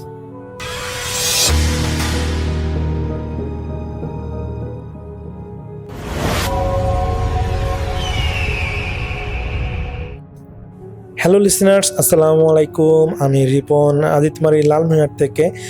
এখন যে ঘটনাটা আমি শেয়ার করব, এই ঘটনাটা আমাকে পাঠিয়েছেন, তার নাম হলো সুমন। সুমনের বাড়ি হচ্ছে আমাদের লালমিহাটের কোনো একটা জায়গায়। তিনি আসলে তার ঠিকানা বলতে নিষেধ করেছেন, যার কারণে আমি ঠিকানাটা বলতেছি না। তো আমি সরাসরি সুমনের ঘটনায় চলে যাচ্ছি। তো সুমনের বাড়ি হলো লালমিহাটেই কোনো একটা জায়গায়। আর এই ঘটনাটা ঘটেছিল আজ থেকে 20 বছর আগে, 2006 সালের ঘটনা। তো সুমনের বাবার সাথে এই ঘটনাটা ঘটেছিল। তো সুমনের বাবা একজন প্রাইমারি শিক্ষক। তিনি প্রাইমারি শিক্ষক হলেও তার বয়স ছিল 40-এর মতো। তো সুমনের বয়স হচ্ছে মাত্র 15 বছর। দেখা যায় যে তার বাবা 21 বছর বয়সে বিয়ে করার কারণে আসলে পরবর্তীতে সুমন হয়। তো দেখা যায় যে তার বাবা মোটামুটি ইয়াং, 40 বয়সে তিনি আসলে মোটামুটি যথেষ্ট ইয়াং, ওনাকে আমি দেখেছি। তো সুমনের বাবা একদিন একটা বিয়ের দাওয়াত খাওয়ার জন্য তিনি পাশের গ্রামে যান। তো ওনাদের গ্রাম থেকে উনি পাশের গ্রামে দাওয়াত খেতে যান। তো দাওয়াত খাওয়ার পর, তো সেই সময়টা আসলে রাসেল ভাই ছিল বর্ষাকাল। তো তিনি যখন যাচ্ছিলেন সেই সময় বৃষ্টি ছিল না। তো ওইখানে দাওয়াত খাওয়ার পর রাসেল ভাই তিনি দেখেন যে প্রচুর পরিমাণে বৃষ্টি হচ্ছে। এই বৃষ্টির কারণে তিনি আসলে বাসায় ফিরতে পারতেছিলেন না। তো দেখা যায় যে বৃষ্টি থামতে থামতে, যেহেতু তার গ্রাম থেকে পাশের গ্রামের দূরত্ব বেশ ছিল, এই কারণে উনি চিন্তা করেন যে এই হালকা বৃষ্টিতেও যদি তিনি রওনা দেন তাহলে বাসা যেতে যেতে একদম ভিজে যাবেন। আর এই সময়ের বৃষ্টি আসলে ভিজলে তার জ্বর হতে পারে, আর জ্বর হলে আসলে স্কুলে যেয়ে বাচ্চাদের ক্লাস করাও সমস্যা হতে পারে। তো এই চিন্তা করে তিনি যতক্ষণ পর্যন্ত বৃষ্টি থামতেছিল না ততক্ষণ পর্যন্ত তিনি তার ওই আত্মীয়র বাড়িতেই ছিলেন। আর আত্মীয়র বাড়িতে আসলে লোকজন যেহেতু অনেক ছিল, বিয়ের আয়োজন যেহেতু, আর সেখানে বৃষ্টির কারণে আগে থেকেই তারা সায়মানা এমনভাবে করেছিলেন যাতে করে বৃষ্টির পানিতে মানুষজন না ভিজে, বা ওই খাওয়া দাওয়ার জায়গাগুলো যেন না ভিজে, এমনভাবে কার্পেট দিয়ে করা হয়েছিল, ডেকোরেটর দিয়ে। তো রাসেল ভাই উনি ওখানে বৃষ্টি বন্ধ হওয়ার আগ পর্যন্ত থাকেন। তো যখন দেখেন যে বৃষ্টি থেমে গেছে এবং তখন তিনি সেখান থেকে বাসার উদ্দেশ্যে রওনা দেন। তো রাসেল ভাই যখন তিনি রওনা দেন তখন উনি দেখেন যে হাত ঘড়িতে দেখেন যে রাত প্রায় 12টা বাজে। তো রাসেল ভাই গ্রামের রাত 12টা মানে কিন্তু অনেক রাত, এটা হিউজ একটা সময়। তো এই রাত 12টার সময় আসলে রাস্তাঘাটে কাউকে দেখা যায় না, বিশেষ করে তার উপর মনে করেন যে বৃষ্টি হয়েছে, গ্রামের রাস্তাগুলো কাঁচা রাস্তা এবং বৃষ্টির কারণে কাদা কাদা হয়ে গেছে। আর এই কাদাময় রাস্তায় আসলে মানুষ তো দূরের কথা, একটা কুকুরকেও আসলে পাওয়া মুশকিল। তো রাসেল ভাই ওই সুমন ভাইয়ের বাবা উনি বের হন। তো দেখেন যে হাত ঘড়িতে দেখেন যে রাত 12টা বাজে। তো তিনি দোয়া দরুদ পড়েই বাসার দিকে রওনা দেন। তো ওই গ্রাম থেকে সুমনদের বাসা প্রায় 3 কিলোমিটার রাস্তা। তো রাসেল ভাই উনি যখন 1 কিলোমিটার রাস্তা আসার পর তিনি ওই রাস্তা পাশে বিশাল 2টা পাথর থাকে, অনেক লম্বা পাথর। এখন আসলে ওইরকম পাথর দেখতে পাওয়া যায় না, কিন্তু সেই সময় দেখা যায় যে প্রায় 2-3 বিঘা মিলে একটা জমির মধ্যে পাথরে এত বিশাল বিশাল পাথর ছিল, এবং ওই পাথরের ভিতর দিয়েই আসলে রাস্তা ছিল। তো রাসেল ভাই এতক্ষণ তিনি 1 কিলোমিটার ভালোই আসতেছিলেন মেঠোপথ দিয়ে, কাদামুক্ত রাস্তা দিয়ে। তো যখনই তিনি সেই পাথরের ভিতরে প্রবেশ করলেন তিনি দেখেন যে চারপাশে এত ঘুটঘুটে অন্ধকার। তার কাছে মনে হচ্ছিল যে পাথরের থেকে শিয়ালের আওয়াজ আসতেছে, বা শিয়ালের যে গর্জনের মতো তারা যেরকম সাউন্ড করে সেরকম আসতেছে। তো প্রথমত তিনি একটু ভয় পাচ্ছিলেন যে হয়তো, যেহেতু অনেকগুলো শিয়াল এই ঝোপের মধ্যে থাকে তো তিনি চিন্তা করতেছেন যে শিয়ালগুলো আবার তাকে আক্রমণ করে নাকি একা পেয়ে। তো তিনি নিরাপদে আসলে প্রথম পাথরটা পার হন। তো রাসেল ভাই বিপত্তি ঘটে দ্বিতীয় পাথরে গিয়ে। যখন তিনি দ্বিতীয় পাথরে প্রবেশ করেন তো তার কাছে একটা লাইট ছিল। অলরেডি তিনি অনেক দূর রাস্তা সে লাইট জ্বালিয়ে জ্বালিয়ে আসতেছিলেন, এবং তিনি অনুভব করেন যে তার লাইটের আলো অনেক কমে গিয়েছে, ব্যাটারি চালিত লাইটের আলো। এত পরিমাণ অন্ধকার যেন লাইটের আলো সামনে তিনি 15-20 ফিট আগে কি আছে দেখা যাচ্ছে না, এত অন্ধকার। তো তিনি ভয়ে ভয়ে সেই পাথরটা পার হচ্ছিলেন। তো তিনি অনুভব করেন তার পিছনে কেউ একজন হেঁটে আসতেছে। মনে হচ্ছে যে তার পায়ের আওয়াজটা ডাবল হচ্ছে। নর্মালি কাদামুক্ত রাস্তা দিয়ে যদি কেউ হেঁটে যায় কিরকম একটা শব্দ হয়, তো ওই রকম পানির মধ্যে কাদামুক্ত ইয়ার মধ্যে হাঁটার মধ্যে ওইরকম তিনি শব্দ পাচ্ছিলেন। তো তিনি যখন থেমে যান তিনি অনুভব করেন যে সেই শব্দটাও থেমে যাচ্ছে। তো সুমন ভাইয়ের বাবা কোনোভাবেই সাহস পাচ্ছেন না যে পেছনে তাকিয়ে দেখবেন যে কে তার পেছনে হেঁটে আসতেছে। তো তিনি যখন সেই বাঁশঝড়টা প্রায় হলো অতিক্রম করবেন, তখনই তিনি অনুভব করেন কেউ একজন তার নাম ধরে ডাকে এবং তিনি বেশ অবাক হয়ে যান যে তার নাম ধরে কে ডাকতেছে। তো প্রথমে তিনি ভাবলেন যে হয়তোবা তার কোনো পরিচিত, তাকে চেনেন, হয়তো তিনি তাকে নাম ধরে ডাকতেছেন। কিন্তু রাসেল ভাই সবচেয়ে ভয়ঙ্কর বিষয় হচ্ছে যে সেই কণ্ঠটা যে নাম ধরে ডাকতেছে তিনি একজন অনুভব করেন যে কোনো মুরব্বী টাইপের, মানে বয়স্ক টাইপের তার নাম ধরে ডাকতেছে। তো যখন তিনি কাল্লা ঘুরিয়ে পিছনে তাকান রাসেল ভাই তিনি দেখেন যে পিছনে কেউ নেই। তিনি আশেপাশে চতুর্দিকে লাইট মারেন, তিনি দেখেন কেউ নেই। তো এটা দেখে তিনি তো প্রচণ্ড পরিমাণ ভয় পেয়ে যান, তার যেন কলিজা শুকিয়ে যায়, এত পরিমাণ তিনি ভয় পেয়ে যান। এবং রাসেল ভাই যখনই তিনি আবার হাঁটা শুরু করেন, ঠিক 1 মিনিট পর তিনি অনুভব করেন তার পিছনে কেউ একজন হেঁটে আসতেছে। এবং এটা শোনার, এই সাউন্ডটা শোনার পর তিনি আবার পুনরায় ভয় পান এবং তার শুনেন যে তার নাম ধরে ডাকতেছে। এবার মনে হচ্ছে যে নাম ধরে যে ডাকতেছে একদম খুব কাছে থেকে। রাসেল ভাই তিনি এবার ভাবেন যে এবার হয়তোবা সত্যি সত্যি কেউ তার পিছনে আছে, তার পরিচিত। তো যখনই তিনি পিছনে তাকান তিনি দেখেন যে তার লাইটের আলোতে দূরে একজন মানুষের মতো অবয়ব দেখা যাচ্ছে, কিন্তু তাকে চেনা যাচ্ছে না যে সে কে, কিন্তু বোঝা যাচ্ছে তো তিনি কোনো একটা মানুষ। তো রাসেল ভাই তিনি সেখানে দাঁড়ান এবং চিন্তা করেন যে হয়তোবা সেই মানুষটা তার কাছে আসবে এবং তাকে দেখতে পাবেন যে কে তার নাম ধরে রাখতেছে। কিন্তু রাসেল ভাই তিনি ওখানে দাঁড়িয়ে আছেন, যে মানুষটার অপেক্ষা করতেছেন যে মানুষটা আসলে হয়তোবা দেখবেন, কিন্তু তিনি দেখেন যে ওই মানুষটা ওই দূরে দাঁড়িয়ে আছে, তাকে যেখান থেকে দেখা যাচ্ছে না, কিন্তু বোঝা যাচ্ছে যে সে একটা কোনো মানুষ দাঁড়িয়ে আছে, সেই মানুষটাও সেখানে দাঁড়িয়ে আছে। তো তিনি ভয়ে ভয়ে জিজ্ঞেস করেন যে কে আপনি, আপনি আমার নাম জানেন কিভাবে, আপনি ওখানে দাঁড়িয়ে আছেন কেন, সামনে আসুন। কিন্তু রাসেল ভাই সেই মানুষটা সামনে আসে না, সেখানেই দাঁড়িয়ে আছে। তো এরকম করে প্রায় তিনি কয়েক মিনিট দাঁড়িয়ে থাকেন এবং এক প্রকার তিনি বিরক্ত হয়ে যান এবং তিনি প্রচণ্ড পরিমাণ ভয়ও পেয়ে যান। তো রাসেল ভাই যখনই তিনি সামনের দিকে যাবেন তিনি দেখেন যে রাস্তার মাঝে একটা বড় একটা বাঁশ লম্বালম্বিভাবে ফেলানো এবং বাঁশের গোড়াটা পাশেই ছিল। দেখেন যে একটা বাঁশ হেলে আর কি তার রাস্তাটা বন্ধ করে দিয়েছে এবং এই রাস্তাটা, এই বাসটাকে পার হতে গেলে হয় বাসটাকে উঁচা করে ধরে তাকে নিচ দিয়ে যেতে হবে অথবা বাসটাকে ডিঙিয়ে যেতে হবে। তো রাসেল ভাই এখানে ওই সুমন ভাইয়ের বাবা জানতেন যে অনেক সময় রাস্তাতে বাস পড়ে থাকলে সেটাকে ডিঙিয়ে যেতে মানা, আসলে ডিঙিয়ে গেলে নাকি অনেক সময় বাসগুলো উপরের দিকে উঠে মানুষটাকে আছাড় মারে, এ ধরনের তিনি শুনেছেন।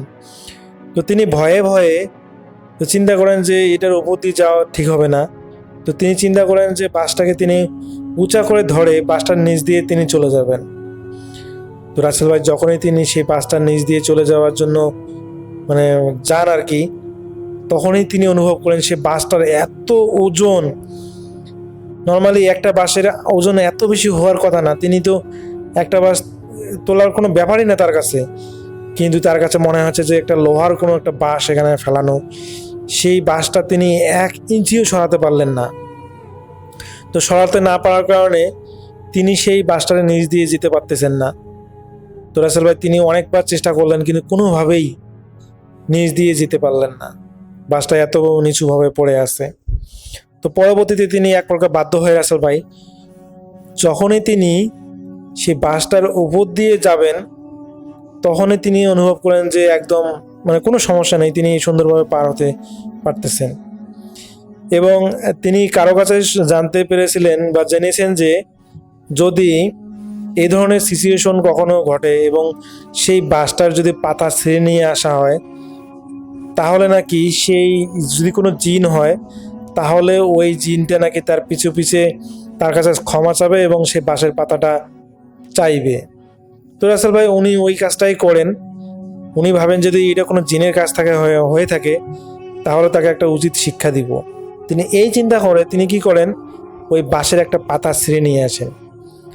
তো আসার সময় দেখে যে না, কোনো ধরনের ভৌতিক ঘটনা তার সাথে আর ঘটে নাই। তিনি নিরাপদেই বাসায় আসেন এবং বাসায় এসে তার উঠানে তিনি বাঁশের পাতাটা ফেলে দেন এবং ফেলে দিয়ে তিনি বাসায় প্রবেশ করেন। তো প্রবেশ করার পর সব কিছুই স্বাভাবিক ছিল। তো রাসেল ভাই সমস্যা হয় ওই ফজরের দিকে। তিনি স্বপ্নের মধ্যে দেখেন একটা জিন তার পাশে দাঁড়িয়ে আছে। তো রাসেল ভাই যখনই তার ঘুম ভাঙে তিনি দেখতে পান যে একটা বুড়ো, একটা অনেক প্রায় 90 বছর বয়স হবে এর ধরনের একটা বুড়ো তার খাটের পাশে শুয়ে আছে। রাসেল ভাই এটা দেখে তিনি প্রচণ্ড পরিমাণে ভয় পান। তিনি দেখেন যে সেই রুমে তিনি একা, অথচ তার রুমে তার স্ত্রী থাকার কথা, অথচ সেই রুমে তিনি দেখেন যে তার পাশে একটা বৃদ্ধ লোক শুয়ে আছে এবং তার দিকে তাকিয়ে আছে। এটা দেখে রাসেল ভাই, সুমন ভাইয়ের বাবা এত পরিমাণ ভয় পেয়ে যান যেটা বলার বাইরে। এবং যখনই তিনি জিজ্ঞেস করেন কে আপনি, আপনি আমার এখানে রুমে আসলেন কীভাবে, রাসেল ভাই সেই বৃদ্ধ লোকটি এবার জন্য শূন্যে ভেসে ওঠে এবং সে ভেসে থেকে বলে, তোর কত বড় সাহস, তুই বাঁশের পাতা ছিঁড়েছিস কেন? তুই জানিস না বাঁশের পাতা ছিঁড়তে নেই, এই জন্য তোকে শাস্তি পেতে হবে। তো ওই সুমন ভাইয়ের বাবা বলে যে আমার আসলে ভুল হয়ে গেছে, আমাকে মাফ করে দিন, আমি আর কখনো এই ধরনের কাজ করব না। তো সেই বৃদ্ধ লোকটি বলে, তুই যেখান থেকে বাঁশের পাতাটা নিয়ে এসেছিস সেখানে রেখে আয়, না হলে তোর জীবন বিপন্ন হবে। তো রাসেল ভাই তিনি প্রচণ্ড পরিমাণ ভয় পান এবং তিনি বলেন যে আচ্ছা ঠিক আছে, আমি এটা রেখে আসবো, আপনি চলে যান। এবং এটা কোয়ার সঙ্গে সঙ্গে রাসেল ভাই সেই বৃদ্ধ লোকটা ধোঁয়ার ন্যায় মিলিয়ে যায়। এবং রাসেল ভাই এর পরে সকালবেলা তিনি সেই বাঁশের পাতাটা উঠানে যান, যে দেখেন যে তিনি সেই বাঁশের পাতাটা খুঁজে পান না। তিনি সেই বাড়ির উঠানটা তন্ন তন্ন করে খোঁজেন, কিন্তু কোনোভাবেই বাঁশের পাতাটা খুঁজে পান না। তো এই তার বউ যখন দেখেন যে তিনি কোনো কিছু খুঁজতেছেন, তো ওই সুমন ভাইয়ের বাবা জিজ্ঞেস করেন, সুমন ভাইয়ের মা জিজ্ঞেস করেন যে আপনি কি খুঁজতেছেন এইভাবে সকাল থেকে? তো সুমন ভাইয়ের বাবা বলে যে এইরকম আমি হলো একটা বাঁশের পাতা এনে উঠানে ফেলে দিয়েছিলাম, সেটা খুঁজে পাচ্ছি না। তো সুমন ভাইয়ের মা বলে, আরে ওটা তো আমি ঝাড়ু দিয়ে ফেলে দিয়েছি বলে। তখন সুমন ভাইয়ের বাবা জিজ্ঞেস করে যে কোথায় ফেলে দিয়েছো? পরে যখন বলে যে ওইখানে ফেলে দিয়েছি, পরে সুমন ভাইয়ের বাবা যে দেখে যে সত্যি সত্যি ওখানে সেই গাছের বাঁশের পাতাটা রয়েছে। এবং সুমন ভাইয়ের বাবা তাৎক্ষণিক সেই বাঁশের পাতাটা নিয়ে সেই বাঁশ জড়ে গিয়ে যেখান থেকে বাঁশের পাতাটা ছিঁড়েছিল সেখানে যে দেখেন তিনি সেখানে কোনো বাঁশ ফেলে রাখা নেই। তো তিনি বুঝতে পেরেছিলেন যে কোন বাঁশটা রাস্তায় ফেলা ছিল। তিনি সেই বাঁশের গোড়ায় গিয়ে সেই পাতাটা দিয়ে এসে তিনি বাসায় এসে গোসল দেন এবং রাসেল ভাই পরবর্তীতে তার সাথে এ ধরনের আর কোনো ঘটনা ঘটেনি। তো এটাই ছিল সুমন ভাইয়ের বাবার সাথে একটা ঘটে যাওয়া ঘটনা। তো পরবর্তীতে তিনি সুস্থ থাকেন, এখন পর্যন্ত তার সাথে আসলে কোনো ধরনের ভৌতিক ঘটনা ঘটেনি। তো সুমন ভাই জানিয়েছেন যে তার দাদার সাথে নাকি অনেক ভৌতিক ঘটনা ঘটেছে, তিনি তার দাদার কাছ থেকে শুনেছেন। তো আমি চেষ্টা করব পরবর্তী এপিসোডগুলোতে সুমন ভাইয়ের দাদার সাথে ঘটে যাওয়া ঘটনাগুলো শেয়ার করার। তো সবাই ভালো থাকবেন, সুস্থ থাকবেন এই প্রত্যাশায়। আল্লাহ হাফেজ।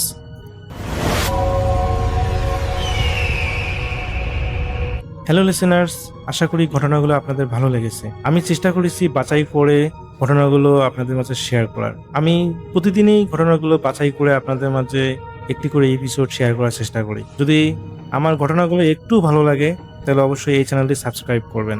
আর আপনারা কোথা থেকে এই ঘটনাগুলো শুনতেছেন যদি আপনাদের ঠিকানাগুলো জানান তাহলে আমি অনেক কৃতজ্ঞ হব। তাহলে আমি বুঝতে পারবো যে আপনারা কোথা থেকে শুনতেছেন। এছাড়াও আপনাদের মাঝে যদি কোনো ঘটনা থেকে থাকে তাহলে অবশ্যই আমাদের ইমেলে দেওয়া ঠিকানায় ঘটনাটা পাঠাবেন। তাহলে নেক্সট এপিসোডে আপনার সেই ঘটনাটা আমরা রাসেল ভাইয়ের মাধ্যমে অথবা আমরা নিজেরা পড়ে শোনাবো। তো ভালো থাকবেন, সুস্থ থাকবেন এই প্রত্যাশায়। আজকের মতো বিদায় নিচ্ছি। আল্লাহ হাফেজ।